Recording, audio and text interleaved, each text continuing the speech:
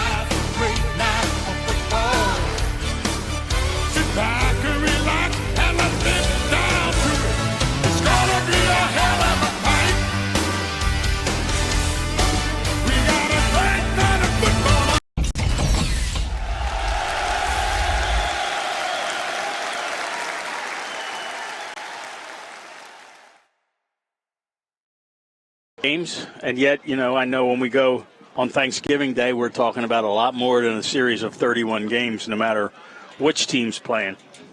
Of course, you take a look at the year-by-year record, and you're especially impressed with 2003 to 2006 for Absegami, when they won 6 playoff games, got into 2 South Jersey finals, and won 3 American Conference championships under Doug Coleman, who, of course, graduated from Ocean City High School, and now, to the dismay of many of his high school friends, as a coach with the Dallas Cowboys. Yeah, not only his high school friends, but some of his former high school teachers. Well, I'm sure it's paying well. I'm sure. This game brought to you with the best wishes of everyone at Cal the Electric in Atlantic City, who encourage you to get out and support your favorite high school team each and every week. Things are always happening at the Ocean City Free Public Library. Monday at 6, the classic film series presents Rocky, starring Sylvester Stallone and Burgess Meredith.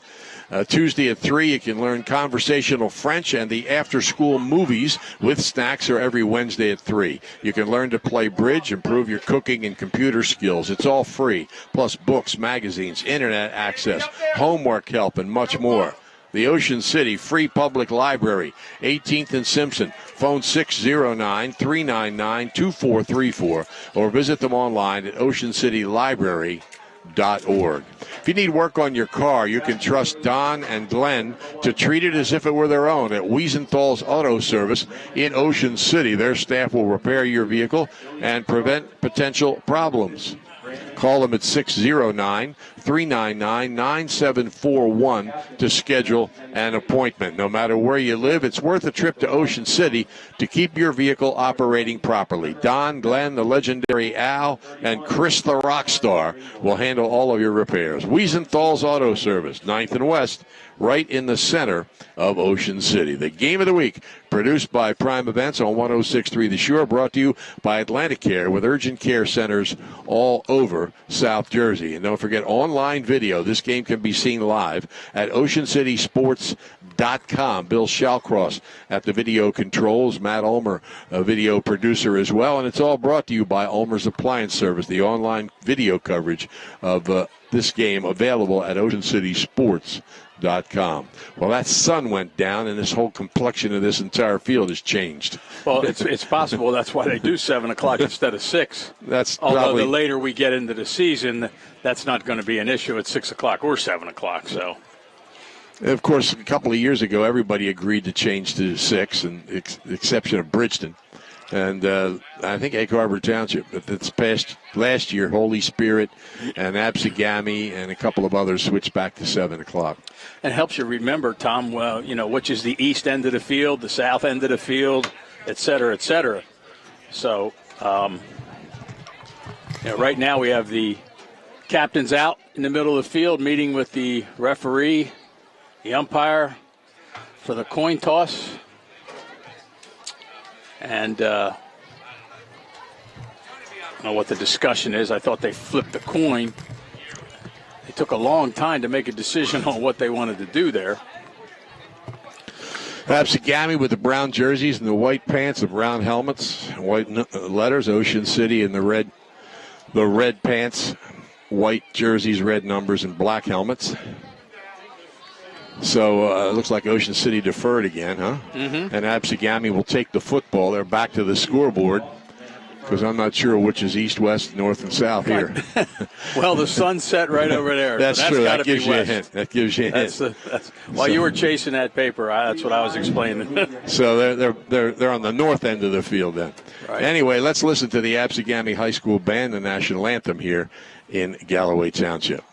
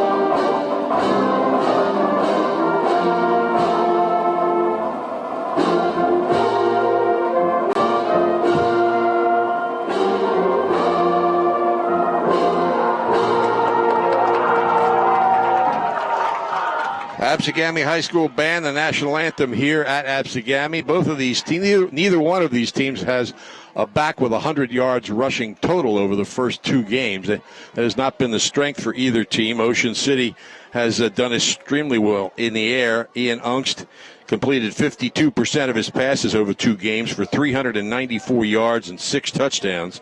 He's in pass efficiency among Cape Atlantic League quarterbacks. He's number 4, and the 3 of them ahead of him, I don't think have thrown as many passes total as he has. So there's a slight advantage there. And Ocean City has 3 receivers among the league's leaders: Jake Schneider, Brandon Lashley, and Brian Beckman, though Beckman is not in uniform tonight.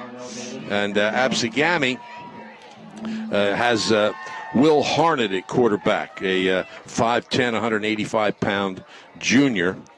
And he has thrown this year. In the early part of the season, he's completed 45% of his passes for 89 yards, no touchdowns or interceptions. So these are not 2 teams that have shown strong running games in the first 2 games of the season.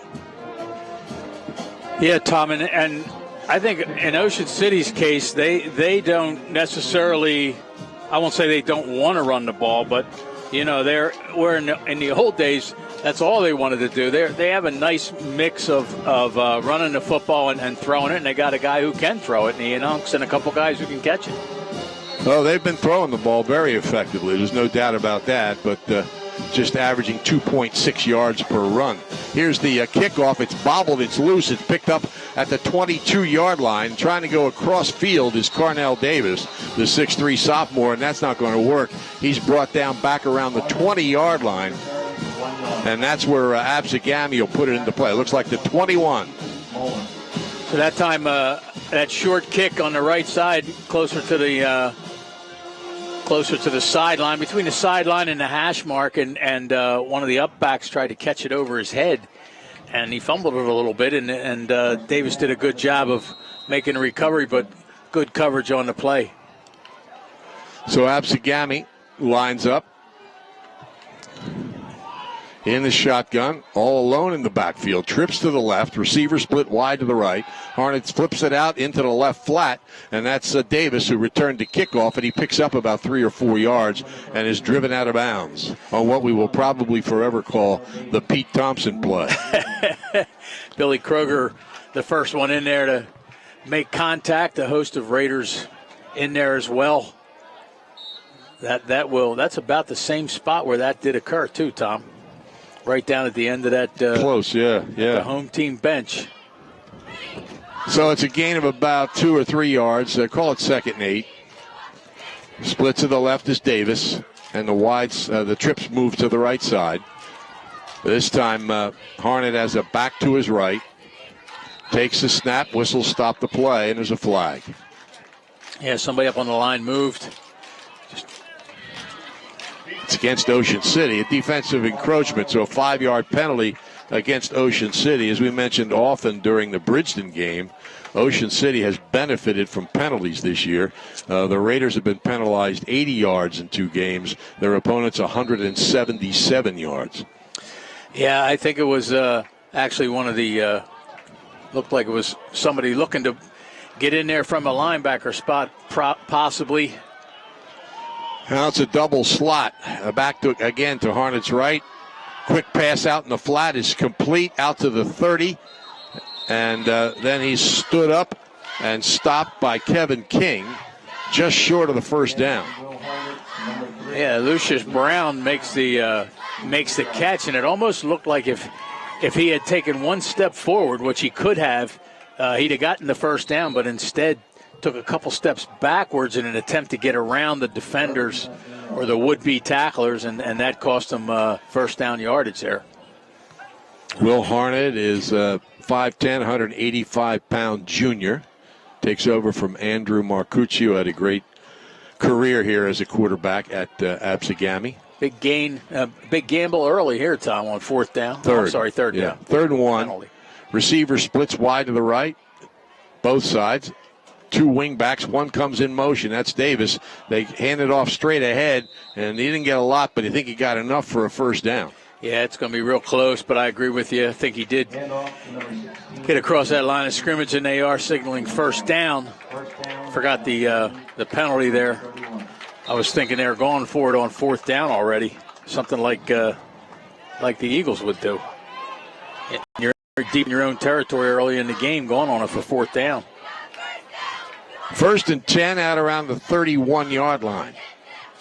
This time he comes up under center, puts Davis in motion, pitches back to Davis. The pitch is a little behind him. Davis goes back and picks it up, but he's going to be hit way back around the 21-yard line.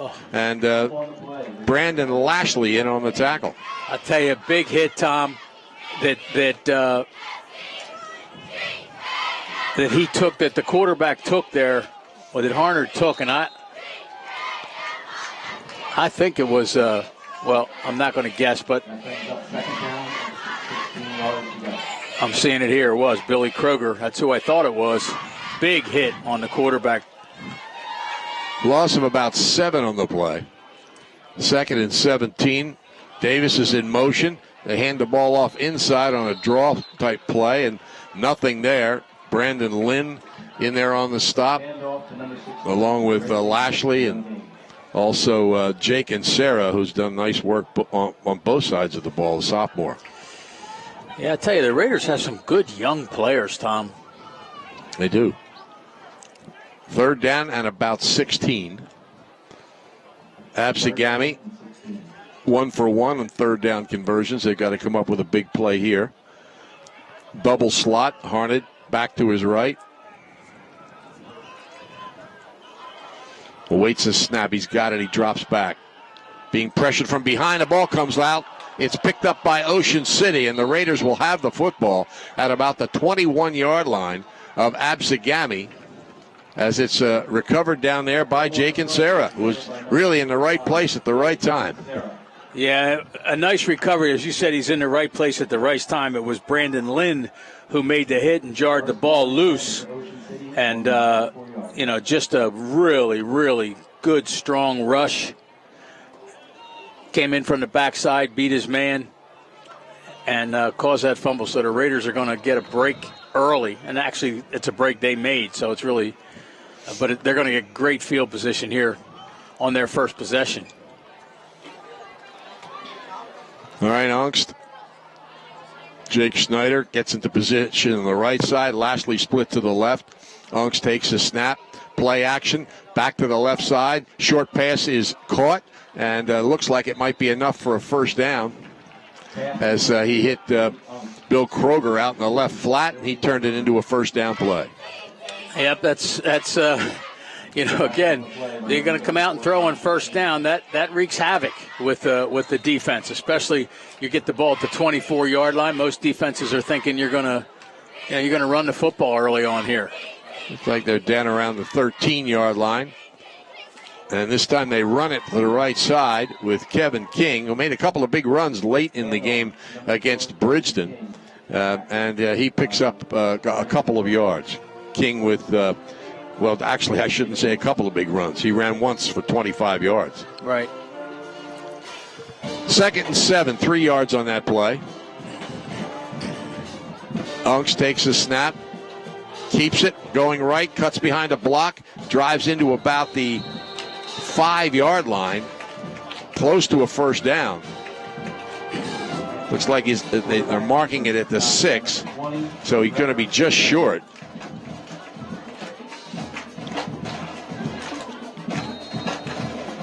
Oh, wait a minute. I might be off a few yards here. It looks like it's 3rd and about 4. 3rd and about 4 is the spot. So Ocean City in Absegami territory, trying to cash in after recovering a fumble. Ungst with the ball. Fires deep into the end zone, and it's incomplete. Trying to get it to Lashley. And we'll see if they're going to try a field goal here with Henry Soto.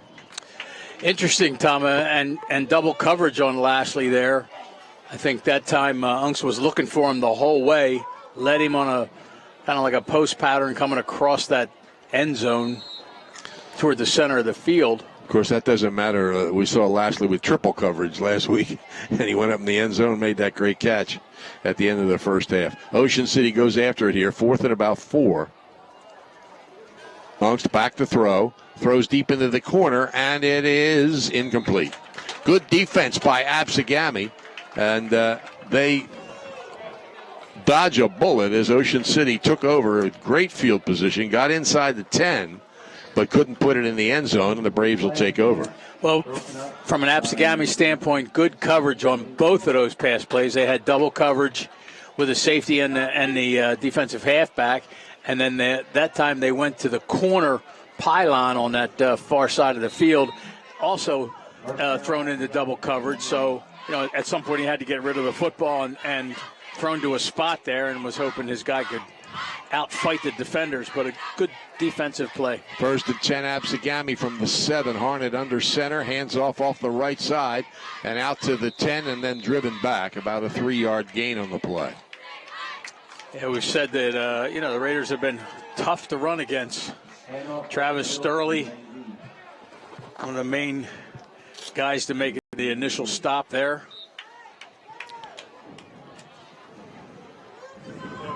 Harnett bings the play in from the sideline. As we said before, teams have different ways of signaling the play. Slot to the right, receiver to the left. Wingback is in motion, and a little bit of a gain by Harnett as he gets it out across the 10 to about the 11, 12-yard line. Going to spot it at about the 12. So it's 3rd and a little less than 5 to go.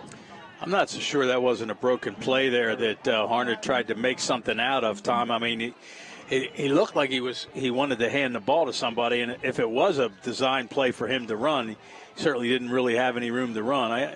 So it was like a little option play, and he decided to keep it. Usually, they're going to run that option outside. He didn't have any room there. This is a big defensive stop if it occurs for the Raiders. Tyreek Smith, the setback behind. Harnett, he drops back. Throw, and it's complete. Spins out of a tackle. Jawan Glover brings it out to the 30-yard line for a first down. Yeah, that's a big play. You know, you got 3rd and 5. You're in the shadow of your own end zone. You don't want to turn it over on have to punt out of your own end zone, and just a nice little look-in pattern and beat the defender and a well-thrown pass. 1st and 10, Absegami. Ball spotted at about the 29-yard line. Harnett under center. Keeps it off the left side, picks up yardage across the 35, out to about the 37 or 38. Kevin King makes a stop. Yeah, again, the Braves Glover got about almost 10 yards after the catch on the last play, so that time King came up and made sure they weren't going to get a whole lot out of that play. Got about 4:10 left here. Quick first quarter. 2nd and a couple. Here's a drive out to the 40 and close to the 41-yard line. Looks like enough for the first down. Ray Weed on the carry. 5'8" freshman, and they get the first down. You know, you talk a lot about momentum. We've in all sports, but I think particularly in high school sports, momentum means a lot. And that big 3rd down play out of the 5 or 8 yard line down there is giving them some momentum here, the Braves. 1st and 10. Motion, contact, flag. Yeah, 2 Raiders jumped. Going to cost them 5 yards. So it'll be 1st and 5 on the Ulmer Appliances scoreboard. Timber Creek has scored. They lead Vineland 10-3. St. Augustine 14, Shawnee 3, St. Joe's 20, Atlantic City nothing, Millville 6, Kingsway nothing, Oakcrest 20, Egg Harbor Township nothing, Mainland 14, Bridgeton nothing. 1st and 5 as Absegami hits the center of the line and picks up about 4 out close to midfield. Again, Weed on the carry. And it'll be 2nd and 1. Yeah, that first down 5 yard penalty is a killer because a lot easier to get 5 yards on 4 downs than on to get 10 yards on 4 downs. I mean, that's and I'm guessing it was some kind of an inflection in Harnett's cadence because 2 or 3 jumped across. Here we go. 2nd and 1, just short of midfield. They get the first down. Ball may have come loose. But if it did, Absegami has recovered it for a first down. Boy, Harnett did a nice job there concealing the ball. Tom getting it in, making that handoff. I thought he still had the football, and so did a couple of the Raiders who were making a tackle, which would have been short of the yard to gain. First down number 4 for Absegami. He did a good job just getting that ball handed off.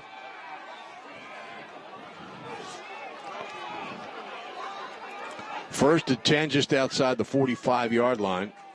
And Davis in motion. They hand the ball straight ahead, and he powers his way inside the 45, but only a gain of about a yard. Looked like one of those rugby scrums.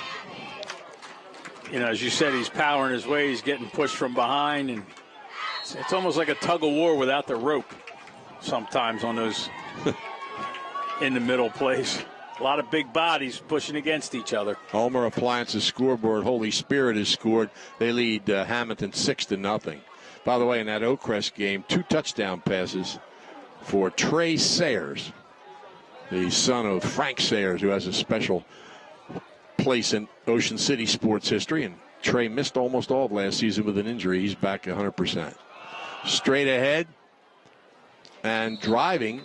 The first hit doesn't stop Absegami. Weed and everybody else that seems to get the ball drives for an extra couple of yards, and Weed takes it down inside the 41, close to the 40-yard line. It'll be 3rd and 5. And they're really controlling the clock here right now, Tom. I mean, they're really keeping the defense on the field. We got a minute to go here in the first quarter and the clock running as Harnett comes over to the sideline to get the play again. Slot to the left, receiver wide to the right, wing back on the right side. Harnett's up under center, puts the wing back in motion, gives it to Weed, who gets the first down around the 35-yard line. Tried to break it to the sidelines, but Ocean City stopped him. But first down, number 5 for Absegami. He was playing ball control. We mentioned at the top that neither one of these teams has been running the ball effectively, but Absegami is doing it now. No real big plays, and that pass play, of course, was a key in this possession. But they're running the ball well. They certainly are. And, I said at the top and the last game as well that Ocean City's defense against the run I thought was pretty strong in the first game. Right now, this option play is giving them fits a little bit. First and 10. And the quarterback tried to hand the ball off. And he and the running back were both holding onto the football, and Ocean City was set to tackle both of them. But finally, Harnett pulled out of there, and they stopped Weed at about the line of scrimmage as the first quarter comes to an end here at Galloway Township with Absegami and Ocean City in a scoreless game. 0-0. The game of the week produced by Prime Events on 106.3 The Shore, brought to you by Atlanticare with urgent care centers all over South Jersey. You'll like the way they do business at the Thomas H. Heist Insurance Agency. They're coastal insurance specialists with over 35 years experience. Flood, boat, auto, life, health. They offer it all at the Heist Agency with convenient offices in Ocean City, Margate, Egg Harbor Township, Marmora, and Vineland. Phone 609-399-0453. You'll also find them online at heistagency.com. Remember Thomas H. Heist when you need insurance. And don't forget Coast Sports Today. It's the only place you'll find award-winning journalist Brian Kniff, plus exclusive video and photo galleries. The best coverage in Cape Atlantic League sports, especially in Cape May County, is at coastsportstoday.com. Check it out regularly and sign up for the free newsletter. That was Will Drain, Tom, that made that hit when Harnett was trying to hand the ball off and made it a threesome there. Yeah. Second and 10. Harnett back to throw. Passes out in the right flat. He floats it out there, and Davis pulls out of a tackle and gets inside the 30 to about the 27-yard line. Interesting. I thought that ball may have been tipped up by the line of scrimmage. It did float out there, and if he'd have gotten it out there faster, I think Davis could have done more with it. He's got some speed on the outside, and, of course, if they have success running the football like they have in between the tackles on this option play, then, that's going to open things up. It's going to open things up on the to the wide receivers. Ulmer Appliance scoreboard. Middle Township has scored. They lost to Catholic 7-0. Harnett under center. Keeps it. He's spun to the ground for a loss. What I think was going to be a running play, but he spun back around the 31-yard line. The hard part for the quarterback in this kind of offense is what decision to make. So that time he kept the ball, and instead of handing it to the initial back through, and the coach was saying, look how far beyond the line of scrimmage that guy would have carried the ball if you'd have given it to him. And yet, the guys playing defense, they can see sometimes most of the time who has the ball. At least you would hope they can see most of the time who has the ball. 4th and 5 at the 30. Absegami going for it. Trips to the right. Receiver to the left. Flags and, no flag, just a whistle. There's a flag on the far side of the field. Okay, I see it now. By the line judge. It's against Absegami. We'll see if it changes their decision.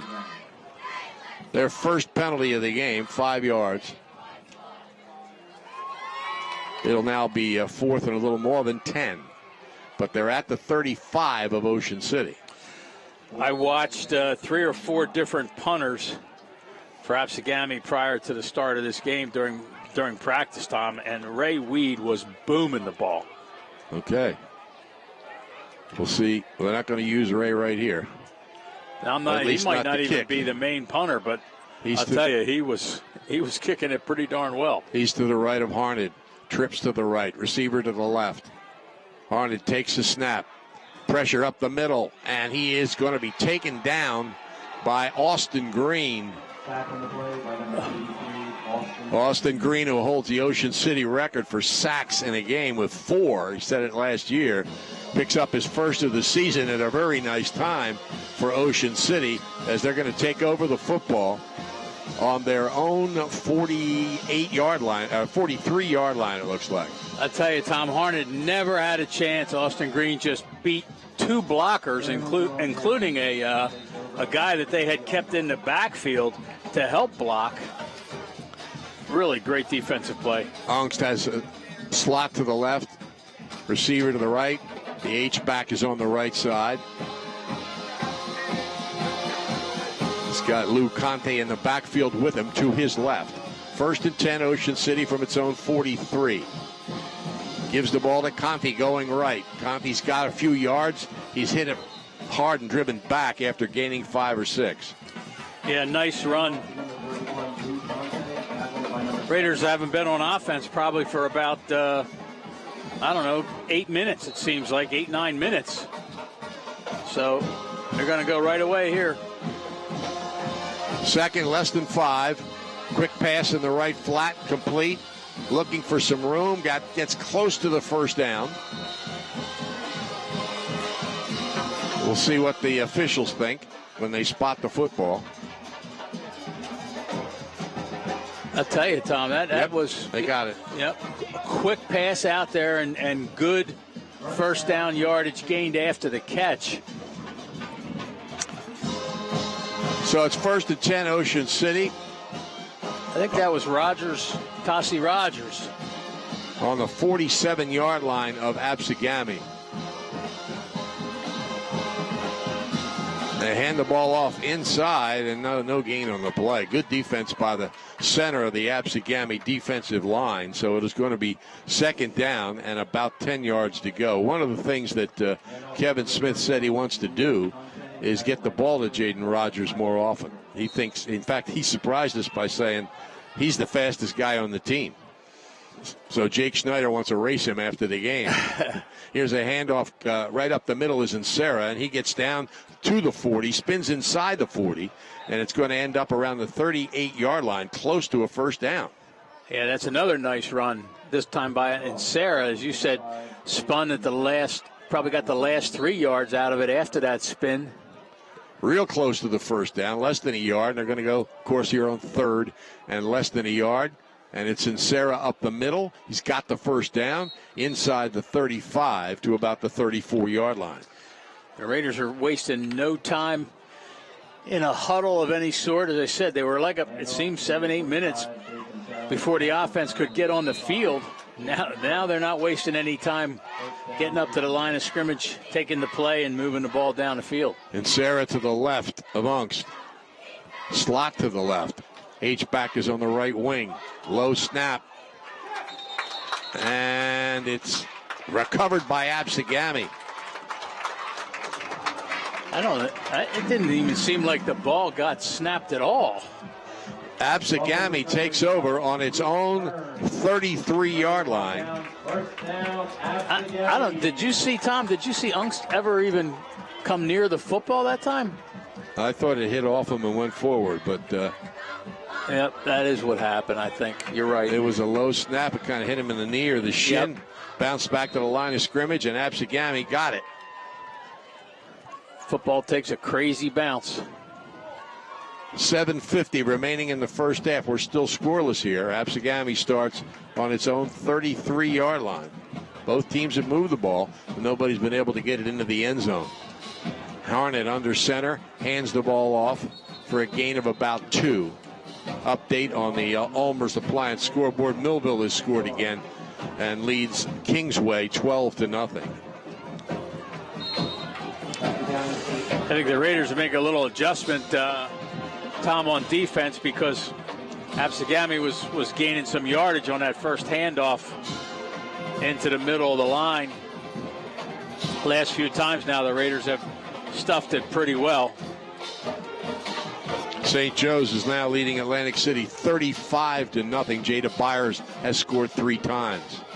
Back to throw. Harnett under pressure. He avoids the first rush. Now tries to scramble up the middle and does get back pretty close to the line of scrimmage. It'll be 3rd and long for Absegami. Yeah, Austin Green had him in his sights that time, and then Harnett was able to pick up another block there in the backfield and was able to make something out of that just to get the ball back to the line of scrimmage. But based on what we've seen early, Absegami's going to have a hard time throwing the ball long because he just doesn't have any time. Right. We'll see if they make adjustments to that or if they just go to the quick short pass. Yeah, actually, I think Drain made that tackle. Harnett up under center, single back behind him, back double slot, and there's a little screen pass up the middle. He runs out of the first tackle and spins out close. Nice effort by Carnell Davis. He's going to be a couple of yards short, though, of the first down. Yeah, we'll see.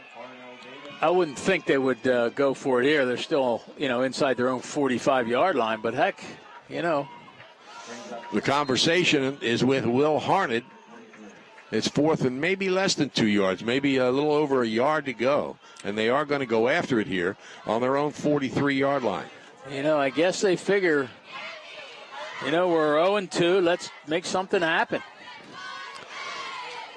Double slot formation, back to the right of Harnett. Ocean City lineman moved but didn't come across. It might be a quick kick here. Harnett just dropped back. Yep, it's a quick kick, and he just gets it away. It may even have been touched. It's out of bounds at about the Ocean City 36-yard line, but the official will make his little march, and we'll find out officially. Nope, short of that, 33-yard line. Yep. Yeah, I thought at first that maybe they were just going to try to draw him off sides, and then they did try to draw him off sides, and one of the Raiders up on the line of scrimmage took about a half step but did not encroach. Absegami's coaching staff was asking for it, but the official was waving it off, saying nope, didn't come across. And then, as you said, drop back in the quick kick. Ocean City set to go. Ungst at quarterback with a back and Sarah to his left. Now they check the sidelines to see if there's a change. Well, the Braves walked 2 guys up to the line of scrimmage from the linebacker spots, one inside, one outside, and now they've backed off. And the Raiders are changing the play, and they better hurry up. Taking a long look. Gets the snap. Ungst settles in. Now he scrambles a bit. Down the sideline. And nice defensive play by Jawan Glover as Lashley had a step, but Glover got a hand and batted the ball away. Got a penalty against somebody down there near the line of scrimmage. I thought maybe he might have been past the line of scrimmage when he threw it, but it's going to be a hold. The interesting thing there, Tom, was I don't think the defender actually even turned around. He just put his hands up. He turned around at the last second, had his hand up in the right spot, and was able to swat the ball away. I mean, that's either an outstanding play or pretty darn lucky by Jawan Glover. 10-yard penalty makes it 1st and 20. Ocean City back inside the 25-yard line. Ungst puts Conte in motion, flips it back to him, a lateral. Conte trying to spin out of a tackle. He was pretty deep when he caught that pass. He's going to lose a yard or two. Yep, and the Braves have come up big defensively here. Of course, that 10-yard penalty hurts. That's another loss on the play there, 5-6 yards maybe. So we're looking at, second and 23, 24, something. Yep, something in that vicinity. Ungst has it back to his left, slot to both sides. Takes the snap. Settles in, fires over the middle. Wide open is Kroger, but he's only going to gain about 5 or 6 yards. Absegami thinks they recovered a fumble. But it may be an incomplete pass. Yeah, I think that's what they were signaling. The official on the far side of the field was signaling incomplete. Now, that time they dropped the linebackers off when Ungst was in that shotgun formation. They dropped the 2 inside linebackers off quite a bit, and the pass was thrown underneath them. But 3rd and long. Their officials are just saying no. Onks back to throw, hit as he throws, and it's incomplete. And Ocean City will have to punt the football in a scoreless game with 4.5 minutes left in the first half. On the Ulmer Appliance scoreboard, Holy Spirit has scored again. They lead Hamilton 14-0. Yeah, again, the two teams have played defensively, have played well. I mean, this is the first punt of the football game. We got 4.5 minutes left here in the first half. That time, really good pressure from Isaac Ingram. Low kick. Good roll for Ocean City. It's picked up at the 50 and returning it for about 4 yards or maybe to 5 to the 45. We'll see where they spot it. But decent field position here. That was a very low kick, but it got a great Ocean City roll. And then a return, a risky one, but a successful one. And they'll start on the 46. Yeah, you don't usually want your return back to field the punt and try to run with it where there's 2 or 3 of defenders around you. That time, nice defensive play or nice special teams play by David Dragon. After a huddle at the sideline, Absegami comes onto the field. They've done very well defensively. Ocean City has not moved the ball that well, though both teams have gone up and down the field a little bit. 5 first downs for Absegami and 3 for Ocean City, but no score here. Harnett takes the snap, hands the ball to Davis, trying to get to the outside. He stops, and he's stopped in his tracks. He lost all of his momentum and was brought down right at the 50-yard line by 2 or 3 Ocean City defenders led by Brandon Lynn. Austin Green in on the tackle as well, Tom, and that was truly a team effort there. I mean, that was a lot of guys in the right spot. I think Kroger was there as well. Just real good pursuit by the defense. So it's second and about 14 for Absegami. They send Glover wide to the left, and the slot is Davis. It's a slot to the right side as well. Harnett takes the snap and drops back. This time he has a little bit of time. Out to Glover, who couldn't handle it. It's almost intercepted as Glover tried to keep it in the air so he might pull it in. And Lou Conti dove for it and didn't get it. But it's third now and 14. Yeah, that was reminiscent of last week on the first play or second play from scrimmage where the Bridgeton receiver tipped it to himself and caught it. That time it looked like the receiver was going to tip it and Connie was going to be able to catch it. Or at least he made a great effort to try to catch it. That's probably the best play we've seen in the first 2 weeks. Either that or the diving touchdown by Lashley in the end zone. Anyway, it's third and 14 here for Absegami. Harnett 12, Kingsway nothing, St. Joe 35, Atlantic City nothing. They got a running clock over there at the Jack Eisenstein complex in Atlantic City. Second and 14 for Ocean City. Inside the 45 of Absegami. Trying to be the first team to get on the board here tonight. Ongst is back, throws it over the middle, and it's intercepted. And running it down to the 40-yard line. Intercepted by Sean Stewart, the 5'10", 231-pound sophomore. And he brings it inside the 40, right on the 40. They're going to put it right on the 40. So Absegami in Ocean City territory with 1:33 left in the first half, trying to get on the board. 2 things there, Tom. One, Raiders have tried that flat pass a few different times, and what makes that work is that your receiver goes one-on-one and is able to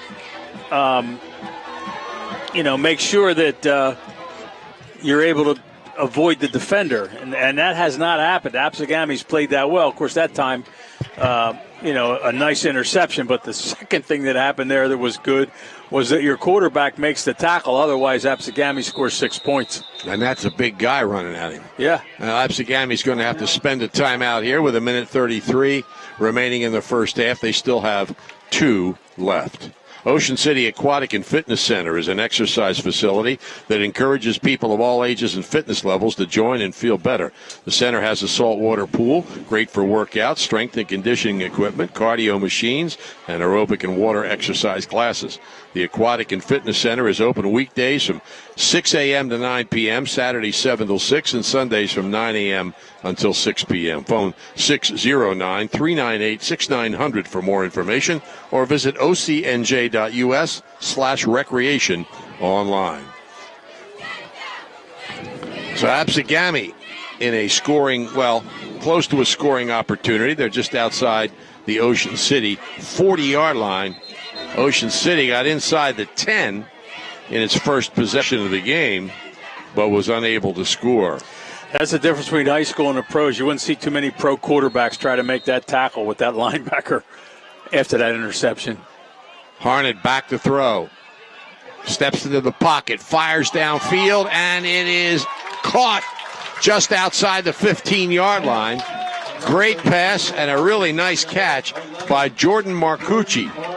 That's the brother of Andrew Marcucci. He's a sophomore. Andrew, of course, was the quarterback here for the past 3 years, so Jordan paid attention watching his brother on the passing plays. 1st and 10 for Absegami. Harnett throws over the middle, and triple coverage. It's incomplete. Deflected, I think, there by Ted Grimley. I'm thinking, Tom, aside from watching, how many passes do you think his brother threw to him in the backyard? I'm sure. It's not unusual to have a quarterback and a brother who's a wide receiver. They probably played catch all the time. Actually, he's I think he's listed. He is listed as a wide receiver and a cornerback.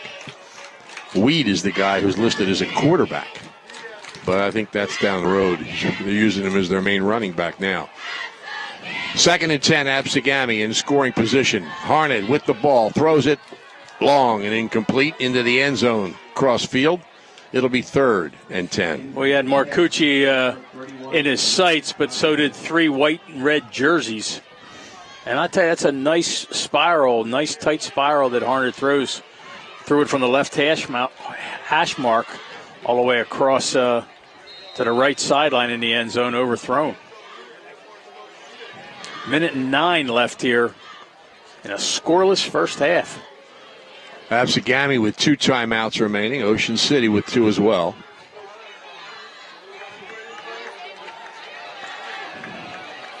Trips to the right, receiver to the left. Harnett takes the snap. He looks to run. He falls to the ground and loses about 4 or 5 yards. His knee touched when he went down. Quickly got up and continued, but it looked like his knee just touched. The officials saw it the same way. So a loss of about 4. 4th and 14.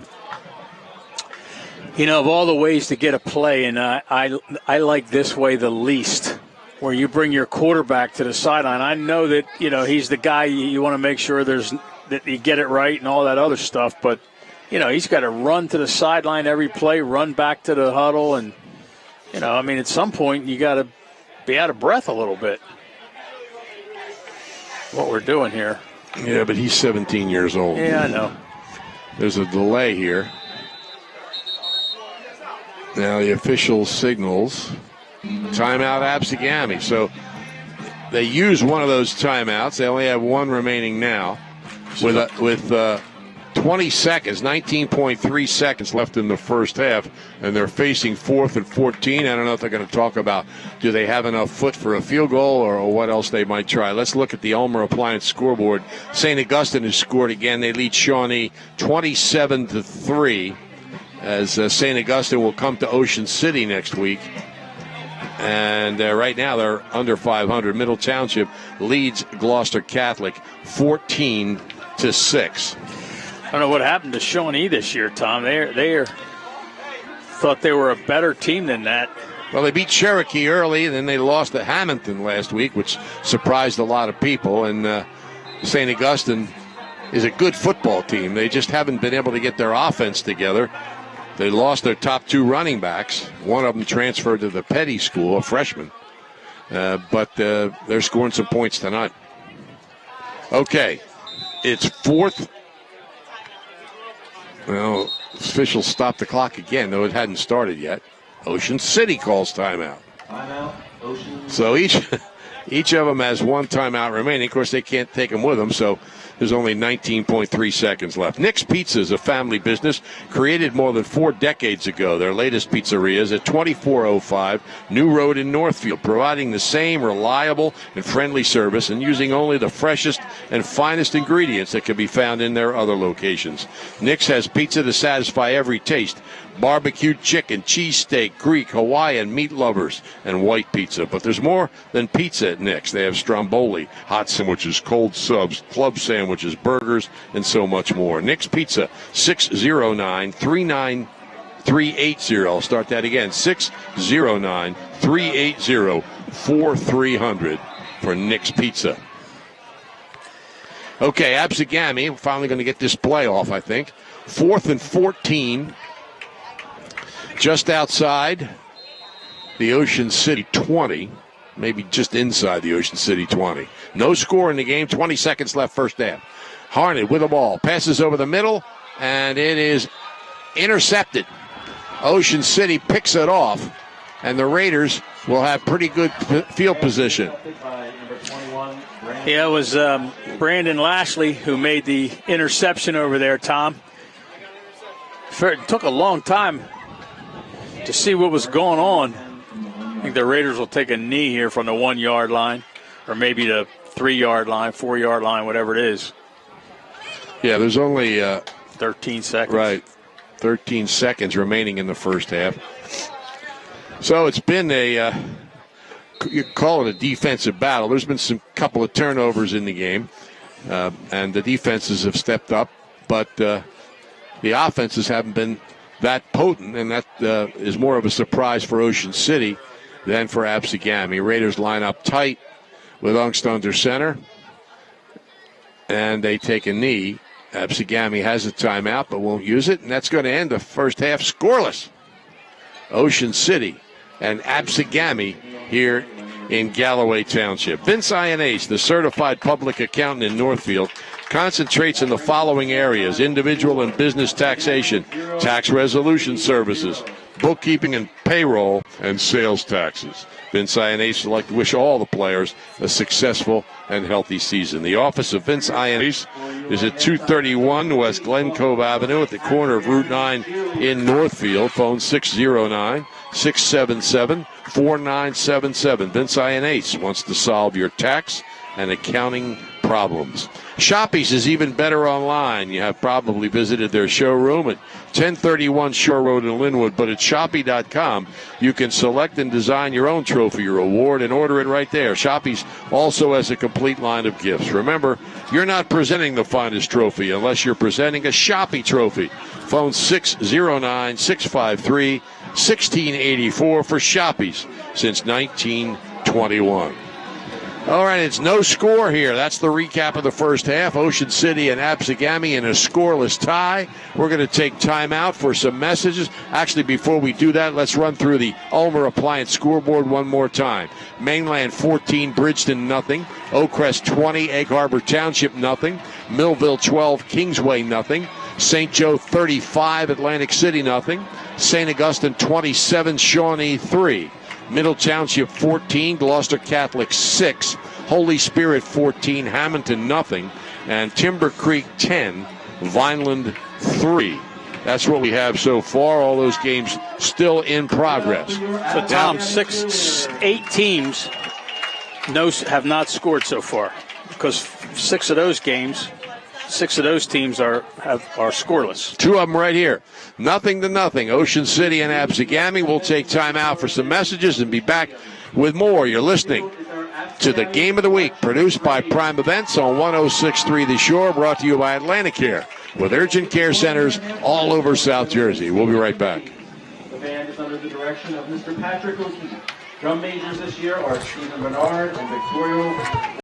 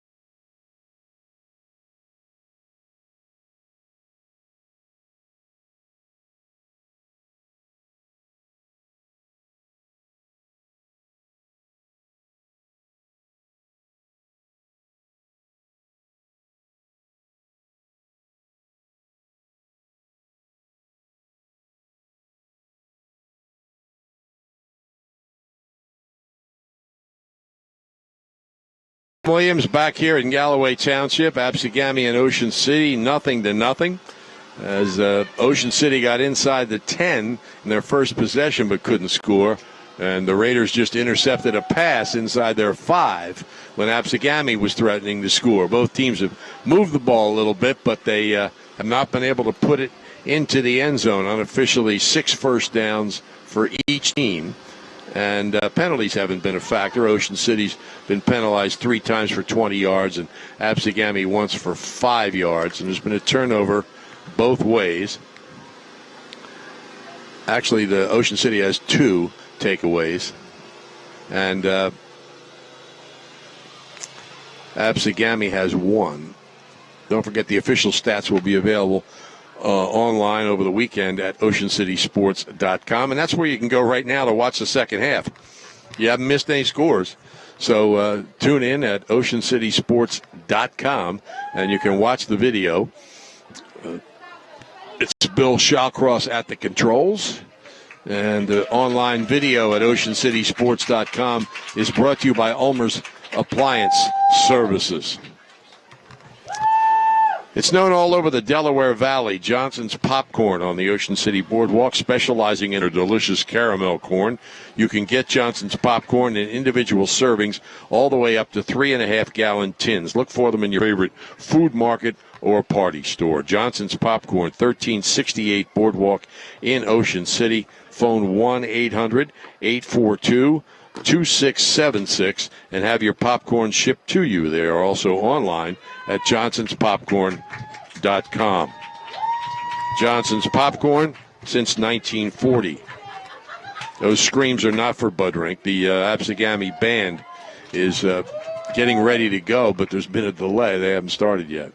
And there's only 10 minutes left in the halftime. Now the horns are up, and I think they're ready to go. You know, the Sacco family has been feeding South Jersey for nearly 50 years. And Sacco Subs serving the biggest and best sub sandwiches, party trays, and Italian food in the area is at 926 Asbury Avenue in Ocean City. They're open at 11 every morning until 8 Thursday through Saturday until 7 the rest of the week. And then don't forget to phone Sacco Subs at 609-525-0460. Make Sacco Subs part of your entertaining schedule. The holidays aren't that far away, and you're going to have some parties. Sacco Subs can make them special. Signal Graphics on Tilton Road in Egg Harbor Township is your local commercial printer with the personal service you expect. Cut out the middleman, save time and money. Signal Graphics prints full color in-house. Signal's state-of-the-art equipment and expert printing staff allows them to produce an excellent product for very low cost.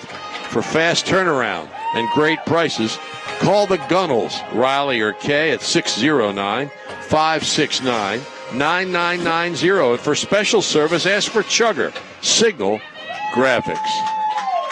Well, the Absegami band's in full swing right now, and their fans are yelping it up, and they're doing a nice job. Both bands are performing well here. Ocean City with an excellent pregame show. You know, all the band parents go home with videos. The cheerleader parents go home with videos of the halftime dance routine, and Absegami's band doing a real nice job here at halftime. Very, very energetic show. And again, the parents and the student section that are band fans, they're enjoying this.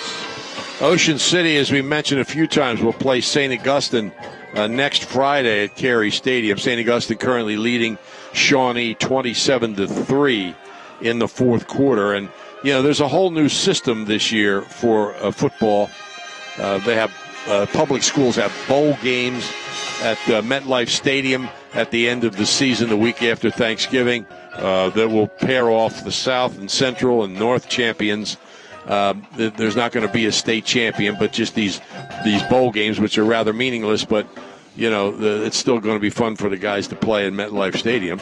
But one of the things that's changed is if you play one of 17 non-public schools in the state of New Jersey, you get a lot more points than you would playing any other team their size. First of all, Ocean City and St. Augustine did not want to play this game next week. Neither one of them did.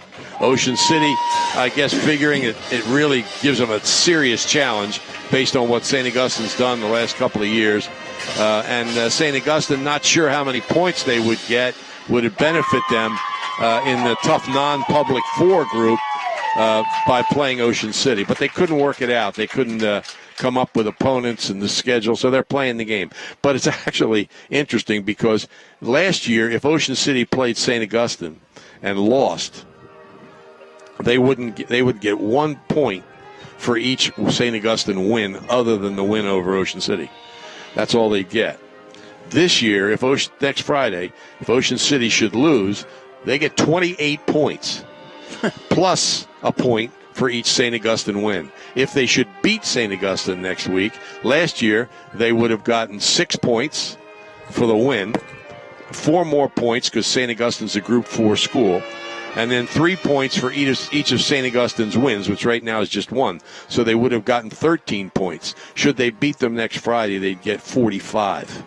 So this is definitely not a game that's hurting Ocean City's chances in the Group 4 playoffs, even though the system's a little different this year. And the reason they did this with these 17 schools, and the other 2, Camden Catholic, 3 others from South Jersey, Camden Catholic, Holy Spirit, and St. Joe. If you play any of those 4 schools, that's the type of points that you're going to get. And the reason is because so many of these schools are having trouble finding public schools that will play them. So the NJSIA created a system to give those a little bit of a bonus to public schools that will play these non-public schools. Of course, St. Augustine and St. Joe and Holy Spirit are all in divisions in the West Jersey Football League with nothing but public schools. So it didn't really help those 3 schools that much. But next week, regardless win or lose or what happens here or anything else, Ocean City will get a lot more points playing St. Augustine, win or lose, than they normally would have gotten win or lose against them. Tom, you said that neither Ocean City nor St. Augustine wanted to play that game next week against each other. So do they have the right to look for other games? Or the West Jersey Jersey Football League allows you to cancel a crossover game by mutual agreement. So the only way you would do that, though, would be if you had somebody else you could schedule in there, correct? Either there or some other opening week that you had, yeah. And they just couldn't work it out. And I don't know how hard they tried, but I know there was definitely discussion about the possibility of not playing that game. And but as it turns out, with the new point system, it's really a no-lose situation for Ocean City. If they win, of course, it's terrific under any point system for them. But even if they lose, they're going to do better than they probably would done beating some other team. I tell you, it's just it's so difficult for the average person to figure out what's going on. I mean, Mike McGarry and you are probably the 2 people who know most about what's going on. That right there, what I just told you right now, is just simply in the rules, and you just have to read it. I'm talking about the point system. But the point system itself that the NJSIA has used, that point system has been pretty much the same for a while, and it looks like it's the same, pretty much the same this year.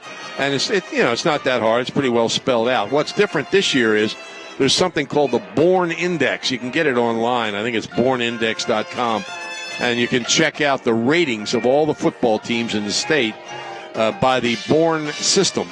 And it's like any other system. It's based on who you played, to some degree, how comfortable the victory was, though I don't think they take margin of victory into consideration.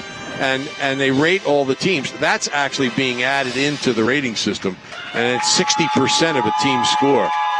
So that makes it a little more complicated. But this thing about the non-public schools and getting more points for playing them is pretty much just right there in a paragraph. All you have to do is read it.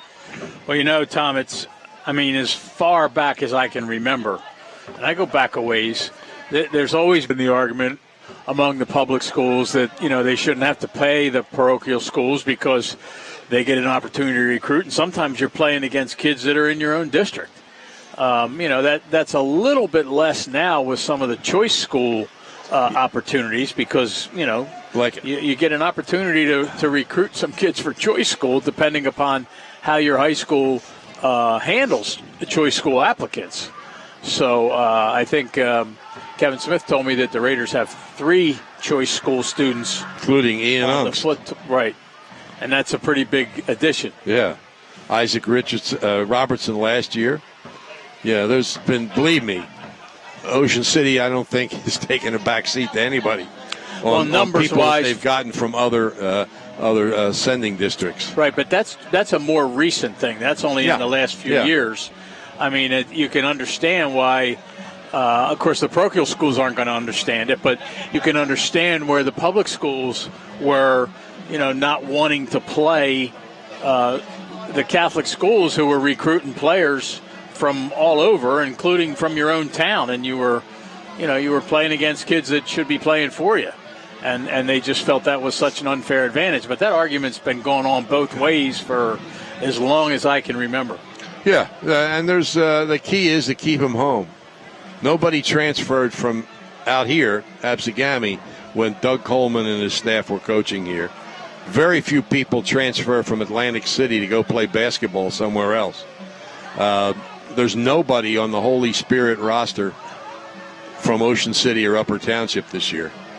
So, I mean, the key is you're going to do well if you keep them home. That's the argument that a lot of fans make about Rutgers. If they could keep the top New Jersey players home, they'd be pretty good. And they do get some of them. But that's what the public schools just have to have a program and keep building that program. But there's no solution to this problem because you can't expect Holy Spirit only to take people from Absecon.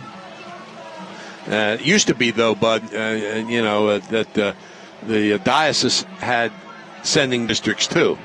If you lived in Cape May County, you pretty much had to go to Wildwood Catholic. If you lived in Atlantic County, you could go to Holy Spirit or St. Joe. If you lived in Cumberland County, you'd go to Sacred Heart, St. James in Salem County, and so forth. But now the diocese allows you to go to any non-public school you want to from around the state. Some around the state, but mostly from around the area. And, of course, St. Augustine is not a diocesan school. Right. So, there's always been an argument, sometimes, exaggerated, but it had a lot to do with the Cape Atlantic League joining the West Jersey Football League. Where was St. Joe's going to be, and where was St. Augustine going to be, and to some degree, where was Holy Spirit going to be? Kingsway has just scored on the Homer Appliance scoreboard. Now trails Millville 12-7. So looking at this scoreboard, as we said, Mainland, by the way, now leads Bridgeton 14-8. Bridgeton scored, got that 2-point conversion, and trails Mainland by 6. Oakcrest leads Egg Harbor Township 20-0. As we said, Trey Sayers, a couple of touchdown passes. It'll be fun to see him. We missed him last year.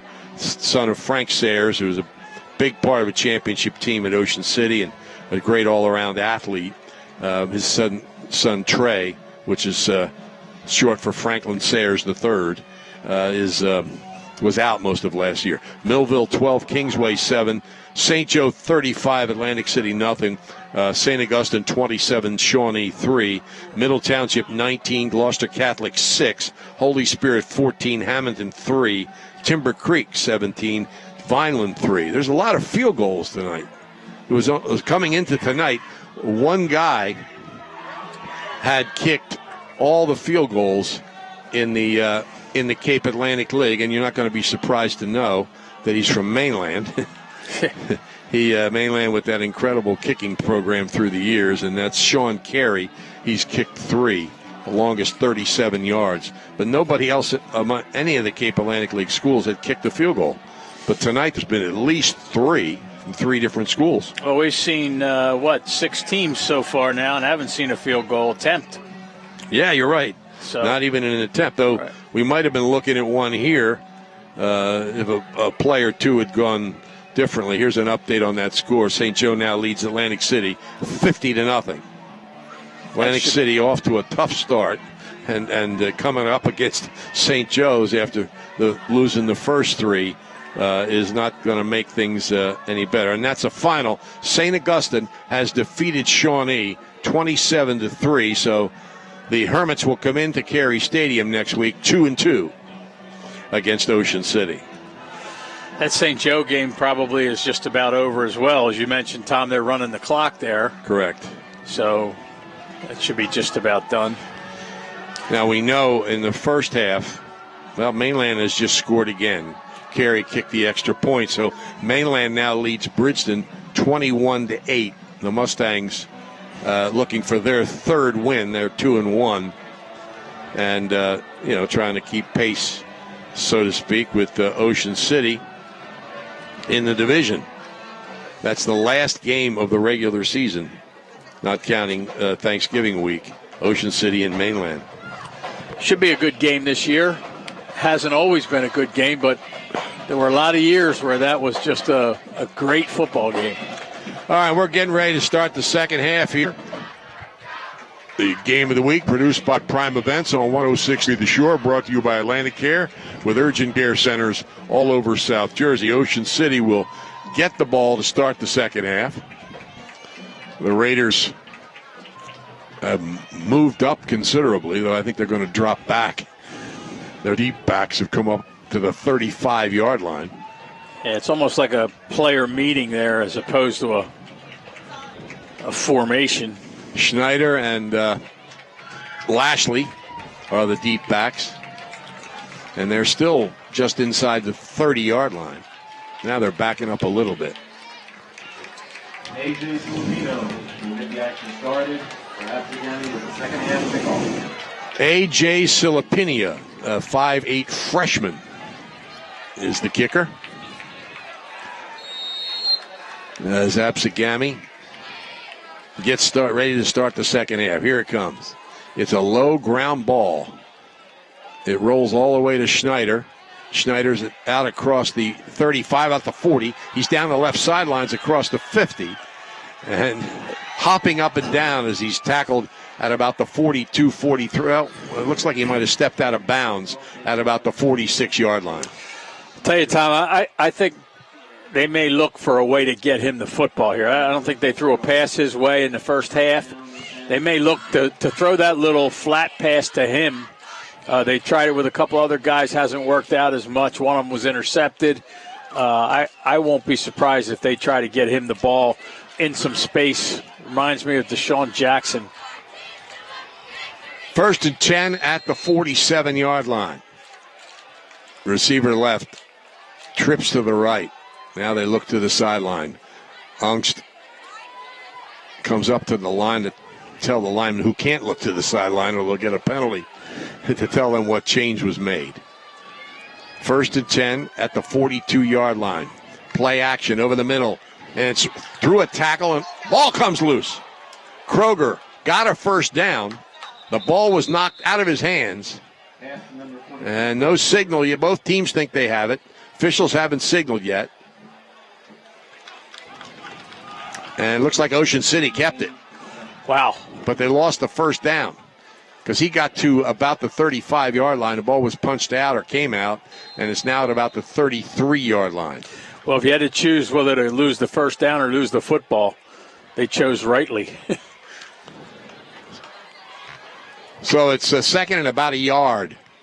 Ungst takes the snap, gives to Insera off the left side. He's got some room. He's got the first down and much more. Down close to the 25, maybe inside the 25-yard line. Yeah, based on the first few plays, set up, of course, by Schneider's run back of the kickoff. It seems like the Raiders got a good motivational speech here at halftime. Or some adjustments. Ball's down around the 20-yard line. And, bad snap, and Ungst falls on it. Back outside the 30 at around the 33-yard line as he made sure that his team would retain possession. Or maybe he knew Isaac Ingram was coming. And if Isaac had picked that ball up, there was nobody to stop him. I'm telling you, that was the the correct decision to fall on that ball because Isaac Ingram, as you said, he was right there ready to pounce. Second, long yardage, shovel pass again. Again, there's some yardage for Kroger. He gets down around the 20-yard line. But it'll be third down and about 8 yards to go for Ocean City. Carnell Davis makes that initial hit there. But that play's been successful twice now. Once on long yardage for a first down. Ready to go. 3rd and 8. Ungst was set, now looks to the sidelines. It's a cat and mouse game with the linebacker who's looking to blitz and get in there, and then he backs off, and the play changes. Now Ungst back in position, awaits the snap. Good snap. He fires. It's batted away.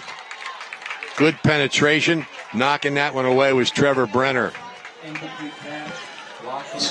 You know, the Raiders have a play call, Tom, and then they get to the line of scrimmage, and the offensive coaches look at the defensive alignment, try to figure out what they're going to do there based on the alignment, and then they're changing the play or not changing the play. So on the Absegami side, you know, they're walking a linebacker up into the line of scrimmage or 2 guys up into the line of scrimmage and trying to get the Raiders to think they're going to blitz or they're not.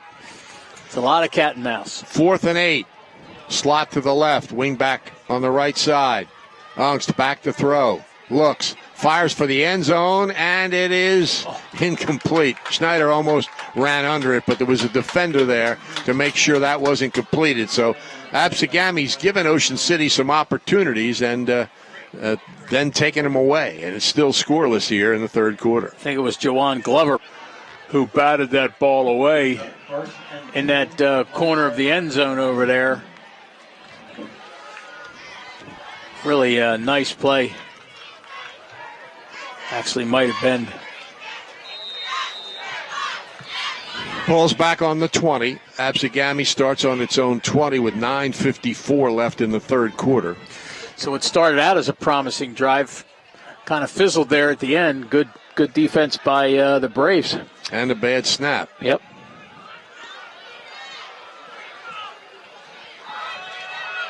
Up the middle goes Absegami, and there's nothing there. Ocean City stops the play at the line of scrimmage. It'll be 2nd and 10. Well, since the first quarter, they definitely have played better run defense against that ball given to the first back through. So the adjustment made there has worked. We'll see if Harned decides to hold the ball a little more or keep the ball himself. Jada Byers scored 4 times against Atlantic City. He almost has 100 points after 4 games. Both these teams could use him tonight. 2nd and 11. Trips to the left, receiver to the right. Harned pump fakes under some pressure now, and he's going to go down. Well, back inside around the 15-yard line. Brandon Lynn was there, but a couple of teammates with him. I think somebody ran a wrong route, Tom, because he did that pump fake and none of the receivers went deeper. Oh. And usually when you're taking that little pump fake short, you're trying to freeze the defender and hope your guy can run by him, and nobody ran by him. One receiver went in to block, and the other receiver just kind of stood there in the flat. Yeah. So that was a huge mistake. Not that it would have been a completed pass, but 3rd and about 16. Absegami with the football. Scoreless tie in the third quarter. Harned back to throw. Now steps up into the pocket, looks for room. He scrambles up the middle, picks up some yardage, and now they close in on him as he passes the original line of scrimmage out across the 20 to the 21 and creates a punting situation. Yeah, and we've had some wind pickup here since about 2 minutes, 3 minutes left here in the first half. So it's a decent wind at it's going to be a little bit in Ray Weed's face. Now here, Ray doesn't need to punt it out of bounds. He's going to try and kick it over their heads. I don't know if he can into this wind. Good snap. floats it downfield, and Schneider had to go back to get it at his own 45, crossed the 50, and he stopped at about the Absegami 46-yard line. Yeah, some guys are fast and some guys are quick. I think Schneider's quick and fast. But, that was a pretty good punt, Tom. And actually, he did have to back up 3-4 yards to receive it. Right. Vineland scored. They trail Timber Creek 17-10 with less than 6 minutes to play. And we got 7:21 left here in quarter number 3 of a scoreless contest. Ungst awaits the snap. 1st and 10 at the 46 of Absegami. Ocean City's had a couple of threats, but unable to put it in the end zone. Absegami's had one, unable to put it in the end zone. They hand the ball off to Insera, and he's going to be stopped behind the line of scrimmage. Loses about a yard. It's 2nd and 11. And that time, Mikhail Taylor just, was blitzing. Came in at the right time, got to the line of scrimmage at the last minute, and made the stop. 2nd and 10, call it. Unks looks to the sidelines. Conte in the backfield with him. He's got a receiver to each side. Takes the snap. Gives to Conte. And Conte picks up maybe a yard to the 45-yard line. Yeah, I think if you had asked most of the people who follow high school football if they thought this game would be scoreless deep into the third quarter, you would have gotten a lot of no's. Millville moving closer to its first win. They now lead 20-7 over Kingsway. Millville with maybe the toughest 3-game opening to a season any Cape Atlantic football team's ever had. Trips to the right. Low snap, but Ungst fields it, steps up in the pocket, throws the long down the middle, and it's incomplete, isn't it? No, I think he caught it. Yes, he did catch it. Caught it. Lashley with a diving catch at the 5-yard line. Wow. Official waved his arms, but he meant to stop the clock for the chains. Not an incomplete pass, but it's not quite at the 5. It's about the 6 or 7 yard line. It's the thing you miss most with a grass field. The lines aren't as clear. Ungst hands the ball off up the middle for a very little. It'll be 2nd and goal. I'm going back to that pass play, Tom. I trying to calculate how far that completion was. 47, Mr. Weinberg tells us. Right on the money, post pattern, and a great catch. 2nd and goal. Ungst gives the ball to Insera, trying to pick his way through the line, and he stopped. If he gained anything, it was very little. So it'll be 3rd and goal. Ball at about the 6. Now, the way the defenses have played, you got to wonder if the Raiders would try a field goal down here, Tom. I don't know. Bruce Kern made the stop there. Bruce Kern gained 3 inches and 56 pounds since last year. Coaches were happy to see him come to school. Ungst with a fake, rolling left. He floats it into the end zone, the back corner of the end zone, and it's incomplete. It'll be 4th and goal for Ocean City. And they are. It looks like they are going to try it. Well, it's not much longer than an extra point. And Ocean City kicker Henry Soto is 5 for 5 on extra points.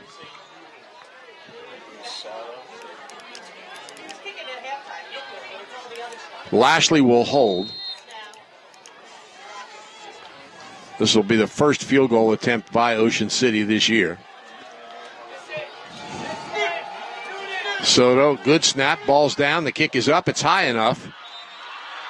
It's good. And Ocean City, with 4:40 left in the third quarter, takes a 3-0 lead over Absegami. Well, we were just talking about, field goals, and we hadn't seen a field goal attempt all year. And you said it was not much more than an extra point. What was it? The ball was on the 14-yard line when he kicked it? Yeah. So a 24-yard field goal? right? So somebody finally gets on the scoreboard. 3-0. Ocean City leads Absegami. Game of the week produced by Prime Events on 106.3 The Shore, brought to you by Atlanticare, with urgent care centers all over South Jersey. If you or somebody you know hopes to continue playing sports in college, Bill Shallcross at Crossover Productions can help. Bill can assist you in putting your best foot forward with a professionally produced highlight video at an affordable price. All sports are welcome, and no job is too big or too small. Bill Shallcross has more than 25 years of experience recording sports events and creating edited videos. Call Bill at 609-513-8950 to talk about putting together a video presentation that will get colleges interested. Crossover Productions, producing quality video since 1991. Okay, here we go. Kickoff by Soto. Carries inside the 30 to the 28-yard line, and down the left sideline there's a flag on the play. Driven out of bounds, but a strong run by, that's Bruce Kern. We just told you, added 56 pounds during the offseason since last year, and he used every one of them to run over a couple of tackles. But there is a flag on the play. The ball is out at about the 45-yard line. The flag around the 41, and it's against Absegami. Holding on the return by Absegami. So the most of the return will be wiped out, and they'll end up back around their own 31-yard line. 3-0 Ocean City here with just over 4 minutes to play.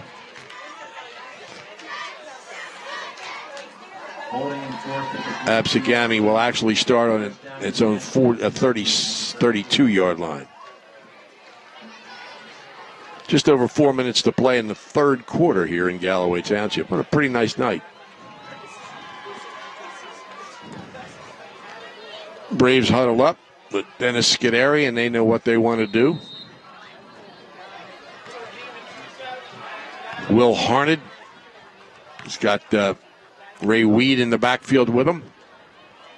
Takes a snap, drops back, gets rid of it. It's caught, and immediately making the tackle is Travis Sterling. Kern out of the backfield makes the catch on the right flat, a quick pass. And we said they'd probably be doing more of that because Ocean City was putting tremendous pressure on Harden in the first half. So a gain of 1 on the play. It's 2nd and 9.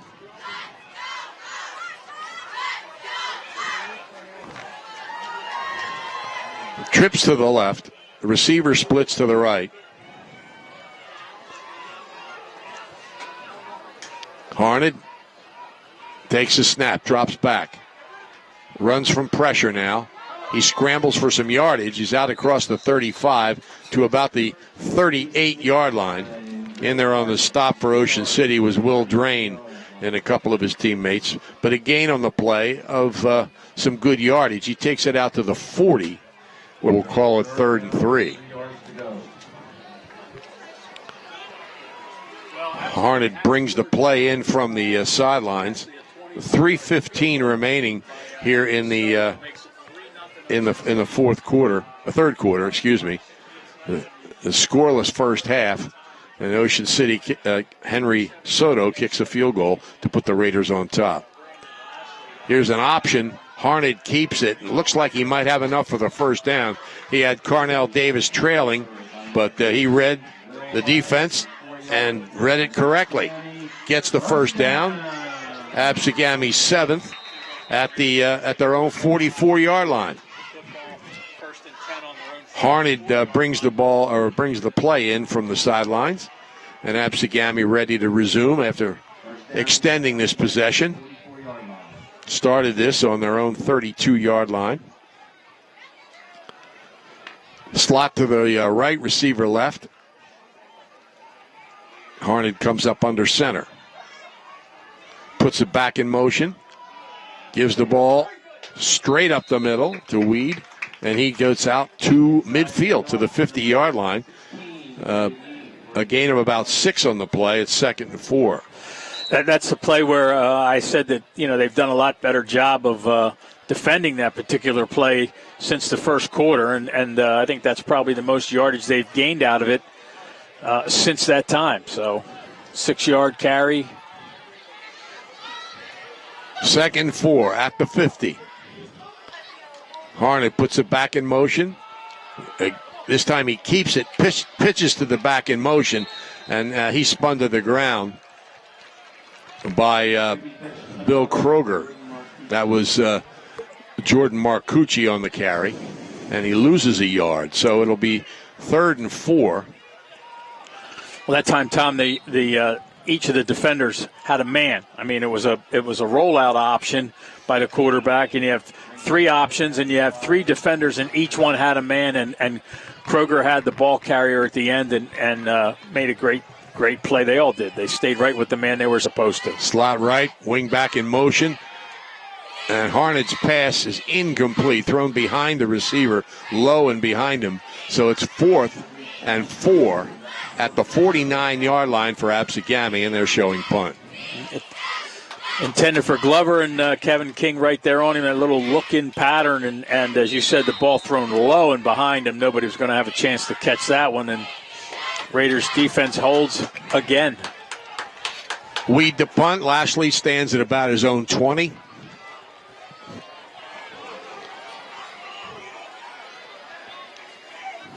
Good snap. Not a lot of rush. Low kick. And it rolls inside the 20. And it's going to roll dead at about the 18-yard line. So Ocean City has it on its own 18-yard line with a minute exactly remaining in the 3rd quarter. The Raiders lead 3-0. The Storage Inn is a family-owned business started more than 3 decades ago. They're at 9th Street and West Avenue in Ocean City. 40 different sizes of storage to meet all your needs, both personal and commercial. They're open 7 days a week, 24-hour, 7-day security. 609-391-1416 for the Storage Inn, also located in Egg Harbor Township, or online at storageinn.net. 1 minute exactly, Tom, here left in the 3rd quarter. Raiders going to get the football. Ocean City on its own 18. Got the wrong football in there. I was going to say they got to get the right football. Always thought that was strange. So how many sports do teams have their own football? Well, that's a good question. Angst takes the snap. Quick pass. Caught. Schneider pulls out of a tackle. Gets about 9, it looks like. But may have gotten enough for the first down. Let's see where they spot it. He pulled out of that last tackle and fell forward. The question... Go ahead. I was going to say, the question is, how many sports could you have different? Yeah, well, that's true. It's unique in that sense. Now, one official signaled first down. One guy on the chain started to move. The other guy didn't. We almost had somebody pop a chain over there. But we still don't know for sure if it's a first down. It is a first down. The referee is frantically waving the chain gang to move. 1st and 10, out just short of the 30. Angst takes the snap. Hands it off. Running room for Insera. He gets away from one tackler, running for the sidelines, and chased down for a gain of about 5 or 6 yards. Tackled by Carnell Davis, a sophomore, who helps him up. Probably gained, 5 yards, 6, 7 yards, and ran 25 or 26 yards to get it toward the sideline. Good play. 2nd and just under 3 yards to go for Ocean City, out across the 35-yard line. Raiders lead it 3-0. 25 seconds left in the 3rd quarter. Ocean City trying to go up the middle, and Insera is wrestled to the ground by Bruce Kern. Almost looked like Absegami knew that where the ball was coming. They seemed to overload that side and or at least favored that side before the ball was snapped. There's a loss on the play. I think there's going to be a timeout. Oh, no, the quarter's going to end. Okay, the time's run out. So the 3rd quarter comes to an end here in Galloway Township with Ocean City leading Absegami 3-0. The game of the week, produced by Prime Events on 106.3 The Shore, brought to you by Atlantic Care with urgent care centers all over South Jersey. Do you need a sign? Well, you need Captain Charlie. Captain Charlie uses Blue Water Graphics and Cape Signs to create signs for real estate and other businesses. They do construction site signs and window lettering for your business. They can also provide the lettering for your van, truck, car, or boat. You can reach Blue Water Graphics at 609-823-8891. And Cape Signs is 856-506-0610. Signs, banners, vehicles, windows, they can supply whatever lettering you need at Blue Water Graphics and Cape Signs. Game also brought to you with the best wishes of everyone at Calvi Electric in Atlantic City, who encourage you to get out, support your favorite high school team each and every week. Well, 1 quarter to play time. Absegami will have the wind at their back. It's a little bit of a crosswind, but mostly at their back. 3rd and 1 for Ocean City here, just inside their own 40. And they pitch the ball off the right side, running room across the 50 and down to the 41-yard line. It may have come loose at the end. I think he's on the ground. Well, let's see what the officials say. It's all been unpiled. Now there's a flag.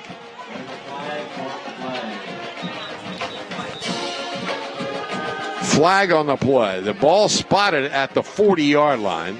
There's no indication that it was a fumble recovered by Absegami, though the 2 or 3 Absegami players thought they had recovered a fumble. But there's a flag.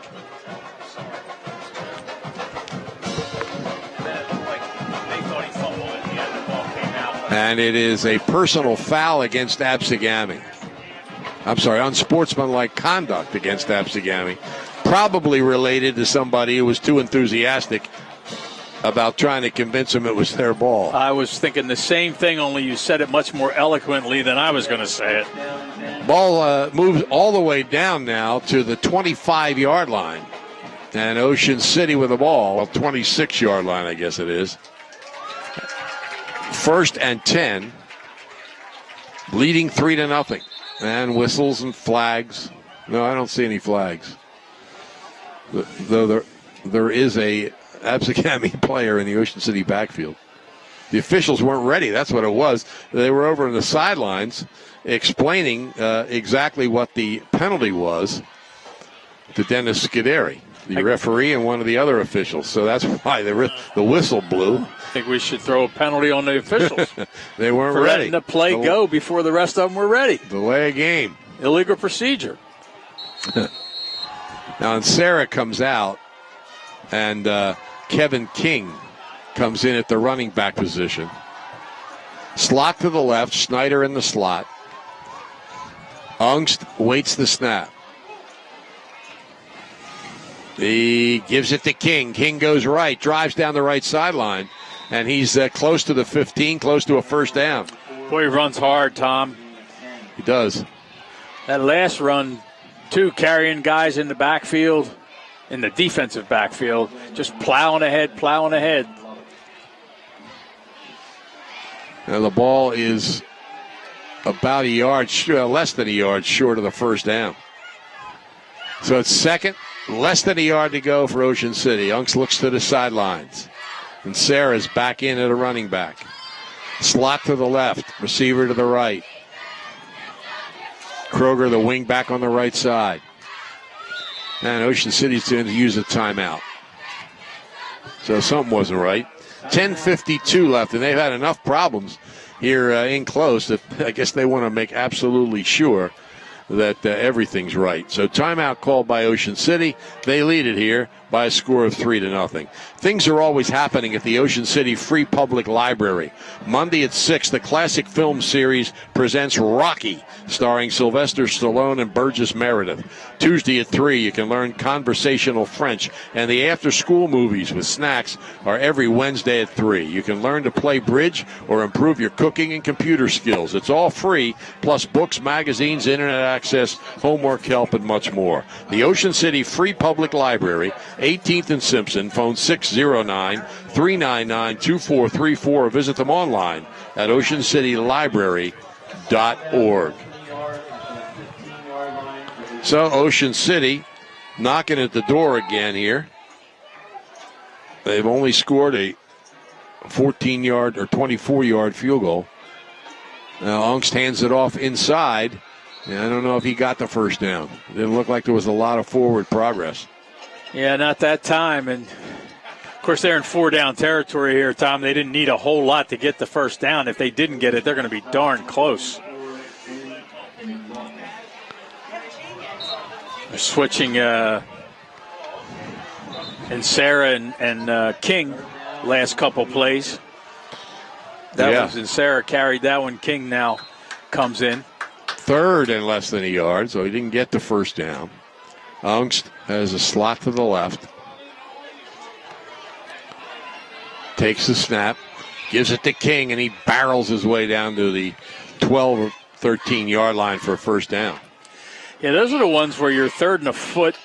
You think they're going to bring the quarterback up under center and go for that little quarterback sneak. And you risk the snap being on the ground. We've had a couple of those tonight, but worked out well. 1st and 10. And Sarah going right, cuts it back, gets a block, drives down to about the 5-yard line. They got the running game working a little bit now. Ulmer Appliance scoreboard. Egg Harbor Township scored a couple. They now trail Oakcrest 20-14. Absegami takes a timeout here. They're first here in the second half with 9 minutes and 38 seconds remaining in Ocean City on top 3-0. If you need work on your car, you can trust Don and Glenn to treat it as if it were their own at Wiesenthal's Auto Service in Ocean City. Their staff will repair your vehicle and prevent potential problems. Call them at 609-399-9741 to schedule an appointment.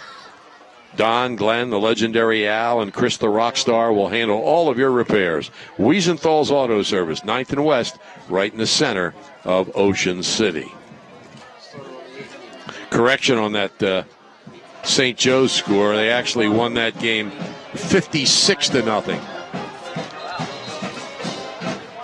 that's right. They switched that. So we have three finals. Mainland 21, Bridgeton 8. St. Joe 56, Atlantic City nothing. St. Augustine 27, Shawnee 3.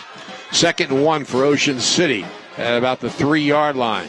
They hand the ball off straight up the middle. He penetrates far enough for a first down, I'm sure, but not enough to score. The ball stopped at about the play stopped at about the 2. So it's 1st and goal, Ocean City. Yeah, Tom, and they're just nothing fancy. I know that's one of my favorite cliches from last several years, but at this point it's just hand the ball to Insara or Kevin King, whichever one's back there with Ungst, and they're running up the gut. Absegami's been tough, but the Raiders have gained the necessary yardage to get first down. Ungst keeps, drives to the goal line. Yep, he's in. Had to wait. No, a lot of players signaled touchdown, but no officials. And that's his 3rd rushing touchdown of the season.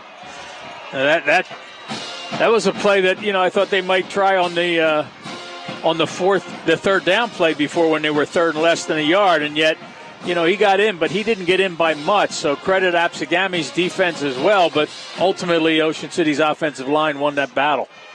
Soto to kick. The kick is up. It's high enough. No good. It was wide. So it stays 9-0.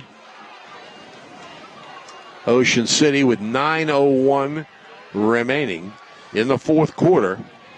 Absegami will get the football. Let's take a further look at the Ulmer Appliance scoreboard. As we said, there's 3 finals. Mainland over Bridgeton, 21-8. St. Joe over Atlantic City, 56-0. St. Augustine beats Shawnee 27-3.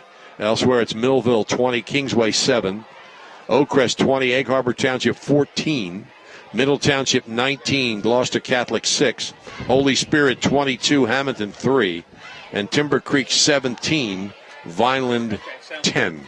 Those are the scores we have on the Ulmer Appliance scoreboard. Actually, Millville, we understand, has just scored again. So they're in pretty good shape, trying for their first victory after 3 really tough games. The number 1 team in the state, the number 1 team in South Jersey, and the number 2 team in South Jersey were their first 3 opponents. And Kingsway's a pretty good team, but they're winning it. Millville and Ocean City are in the same group this year. Ocean City moved up to Group 4. Millville moved down to Group 4. All right, Soto to kick off. Absegami unable to score so far, but playing good defense and moving the ball. It's a short kick. It's taken at about the 34-yard line. Not much on the return because it was a pop-up. It was not too deep, and it was reasonably high.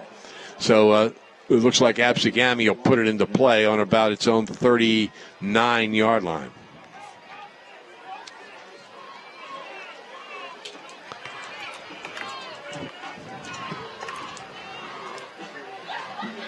First down and 10, Absegami at the 39-yard line. 9-0 Ocean City. Absegami with the ball just short of its own 40. They've got trips to the right, receiver to the left. Alone in the backfield is Harned. Deep drop, looks to the right side. Pass is completed out there to Davis. He's looking to get some extra yardage. He gets a few extra yards. Kroger whistles him to the ground, but it's a first down for Absegami. And he got, Tom, that, as you said, a first down and that's one of their best plays so far in this half. And they're trying to take that momentum back from the Raiders, who have increased that lead. To the 48 of Ocean City. Trips to the left, slot to the right. Harned alone in the backfield. Drops back, gets pressure. Passes left side, incomplete. Trying to get it out there to Jordan Marcucci, but it was off center, and it'll be 2nd and 10. That pass just overthrown there on the far side of the field. But, again, Absegami's going to have to continue to try to put the ball in the air because they're going to need 2 scores here, Tom. That's right, and time's running out. I mean, they're inside 9 minutes now. Scoreless at the half. Ocean City has come up with 9 points, and Millville, by the way, has won that game 26-7, their first win of the year. Back to throw, Harned. Fires over the middle, and it's incomplete. Incomplete pass. Defended on the play by number 42, Dave Kroger. So it'll be 3rd and 10.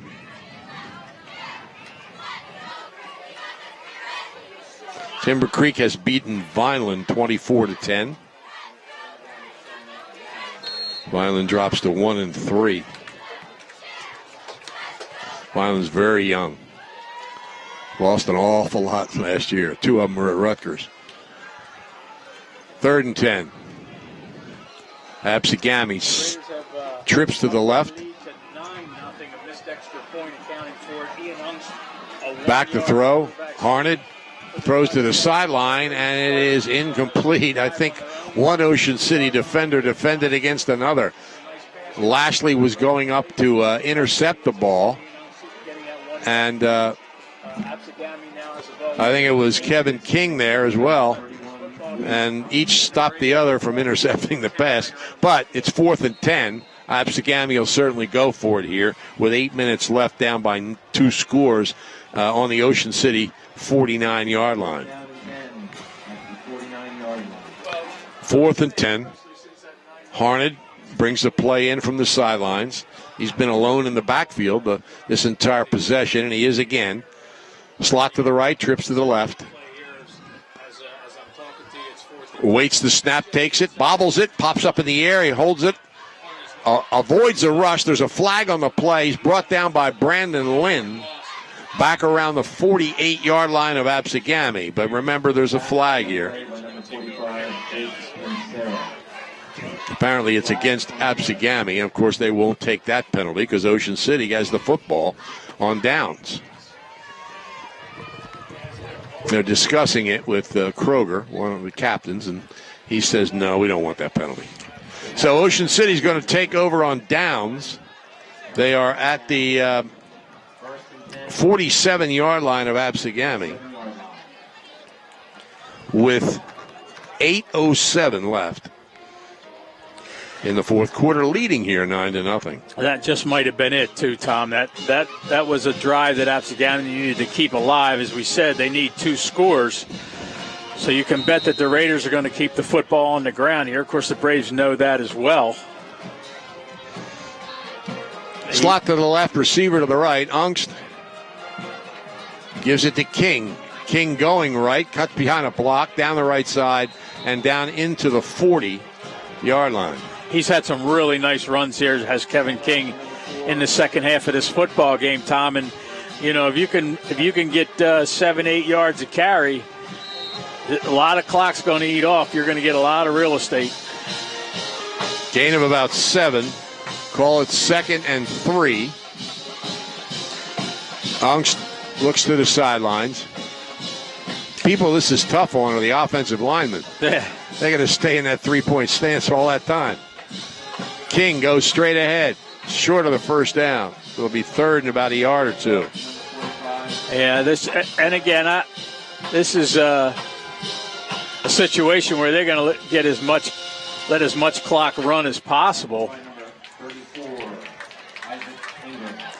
They're going to get, as I said, get as much clock run as possible. They're going to look at the sideline, wait till the official in the backfield starts moving his hand. 3rd and 2. They go straight ahead, does Ocean City, and it's going to be close. It looks like they might have the first down. Well, certainly close enough to go for it on 4th if they didn't get it.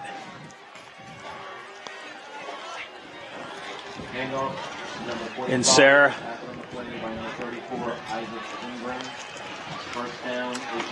So they get another set of downs. And the clock is wound at 6:45. 1st and 10, Ocean City. 36, 37-yard line. They look to the sidelines. Now the Braves have 9-10 guys up by the line of scrimmage.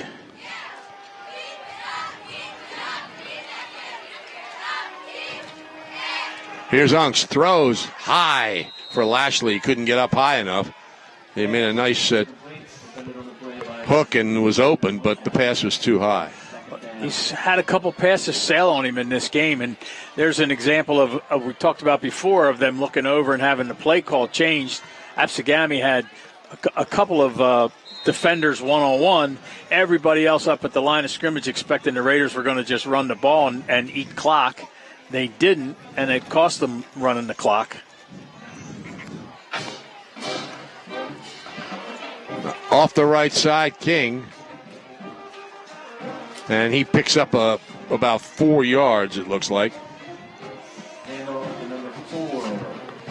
The clock runs down to 6 minutes.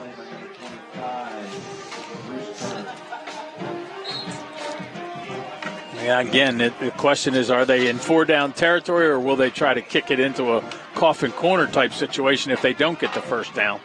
3rd and about 6. Ungst looks to the sidelines. Passes along information to the offensive line. Raiders lead it here 9-0. Good snap. He runs away. Oh, no, he doesn't. He's pulled down by the shirt. And a sack by Isaac Ingram. Boy, he's had a really good game defensively. He's been all over that offensive backfield as a defender. So that makes up their mind whether it's 4-down territory or not. Bring up a 4th and, 15. So the Raiders will punt. It's only the second punt of the game by my recollection, Tom. Yeah, you're right, I think.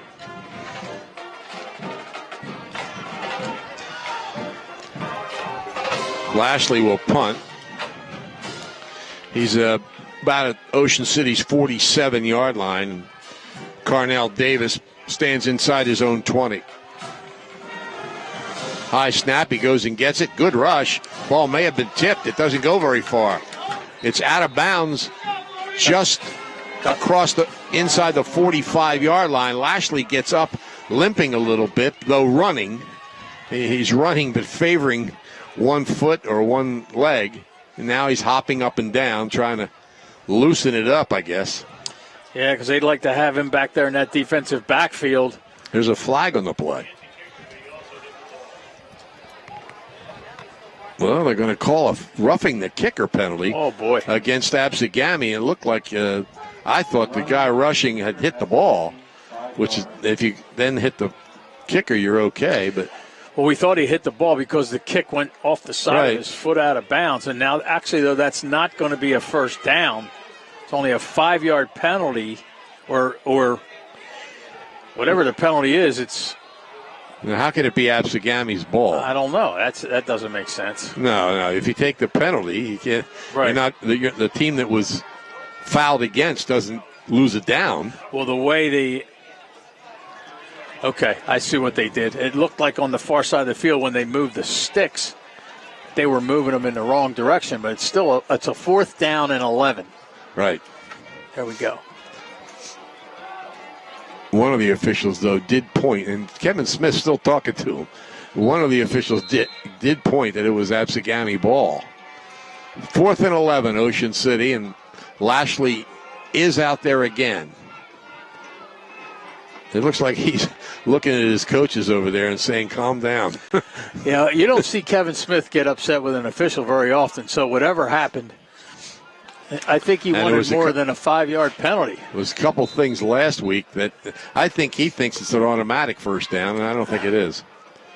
But the officials are going to confer, so he's at least gone that far. Last week, a couple of bad calls against Ocean City. They were comfortably in front of Bridgeton, so it didn't really matter that much. But, he's maybe a little sensitive because of that.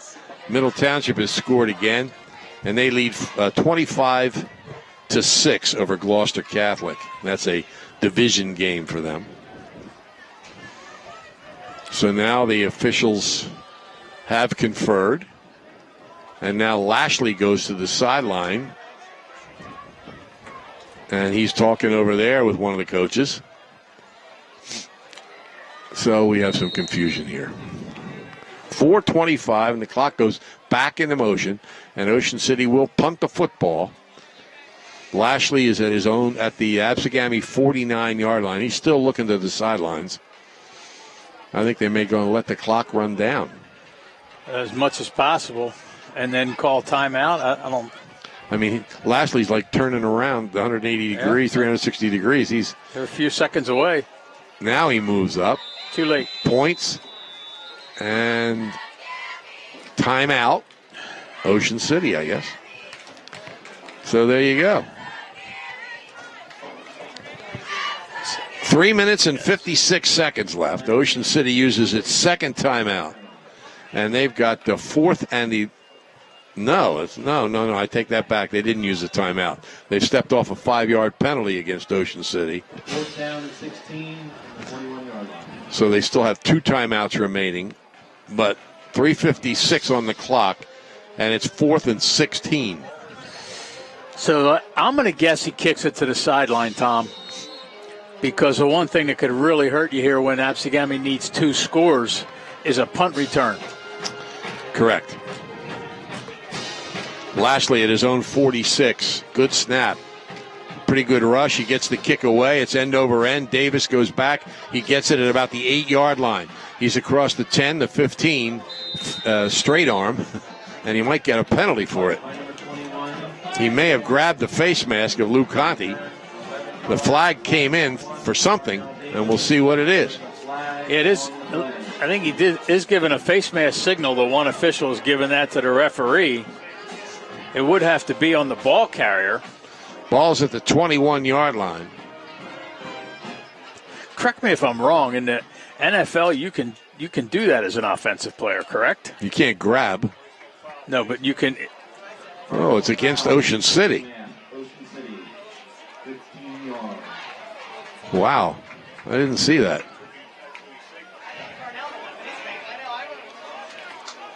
I didn't see that either. Well, the ball stepped off from the 21-yard line. a 15-yard penalty. This is a different game than the first two. Ocean City has 40 yards in penalties. Absegami 10. But Absegami starts here from its own 36. And they've got 3 minutes and 45 seconds left. And they've got to score twice. Trailing 9-0. Double slots. Harnett again all alone in the backfield. Awaits the snap. He got it. Quick pass to the sideline. It's incomplete. Looked like Jawan Glover might have pulled it in. He fell out of sight. Player standing on the sidelines, but the official says incomplete. So the Raiders now have a 3-man defensive front, and the linebackers have dropped off, as you would suspect. And then the other 6 players are much deeper, almost double coverage on each receiver. 2nd and 10. Trips to the left, receiver to the right. Harnett alone in the backfield. Pump fakes, looks long down the right side, floats it out there about 5 yards too long. Ocean City with double coverage. Harnett ended up on his back, so it'll be 3rd and 10.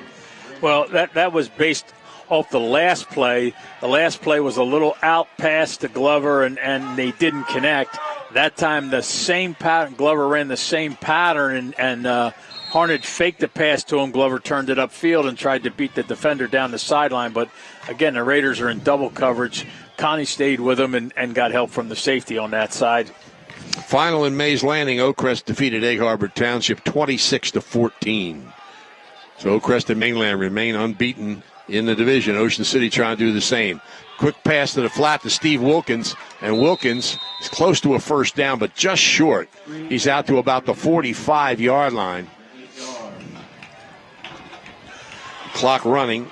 It'd be interesting to see here if Absegami doesn't have a lot of time in this football game, but you need 2 yards here.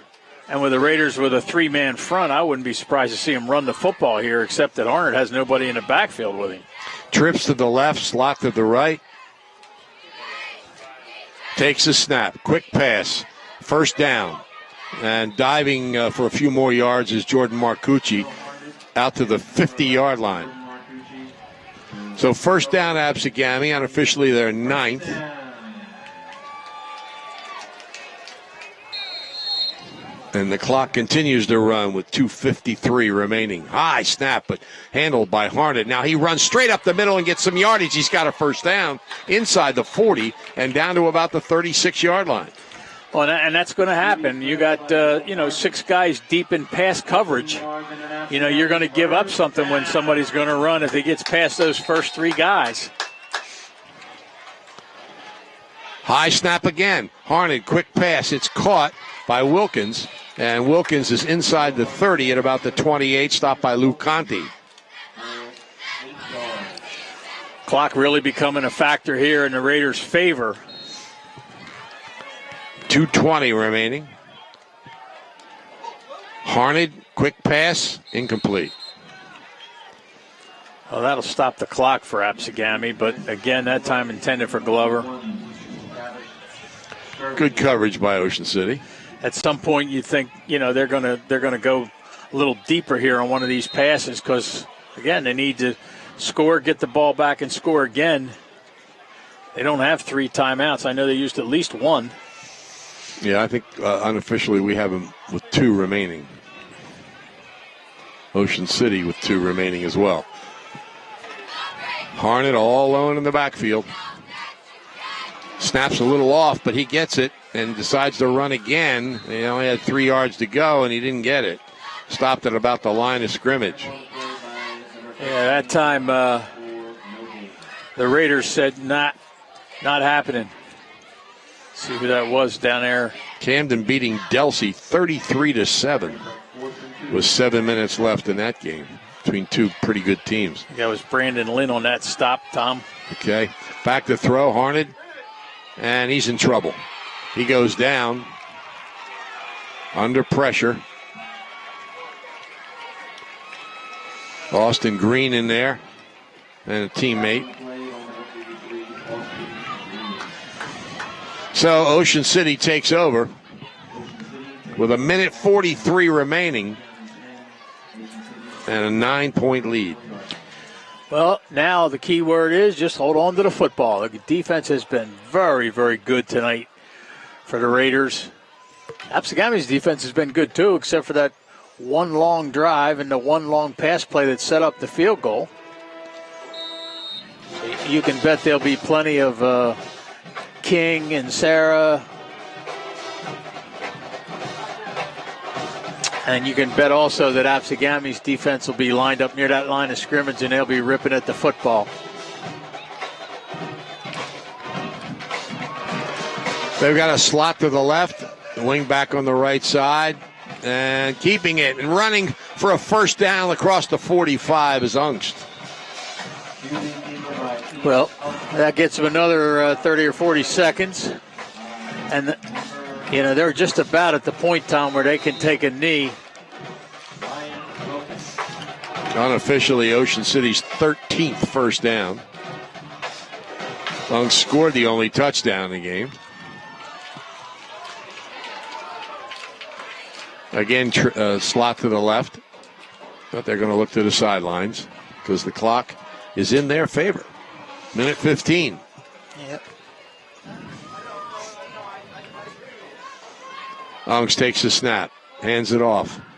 And Sarah looking for some room, and there's nothing there. He loses about 3 yards. Yeah, and at this point, that really doesn't matter except for his final stat sheet. It doesn't even look like Absegami's going to call timeout here. They're letting the clock run. So Ocean City's going to move to 3-0 and take on St. Augustine at Carey Stadium next Friday. Prep will come in 2-2. They won the night over Shawnee. 2nd and 12, excuse me. Ungst ready to go. Takes a snap, hands it off to King, going right, down the right sideline, breaks into the open. He's at the 20, and he's stopped at about the 19-yard line. Well, he's had a really great second half running the football. And I don't recall he got a lot of carries before tonight, Tom. 1 carry, 25 yards. That was against Bridgeton. I'm going to guess he's going to get more carries going forward. Very important defensively, and that's one of the reasons he wasn't carrying the ball too much. But now he's become very important offensively, so we'll see. Where's that ball going to be spotted? About the 17-yard line. Oh, it's over. Time's running out. They don't even have to snap it again, but we do need to determine where that play ended. I think it was a 17-yard line, but they never really actually set up a play.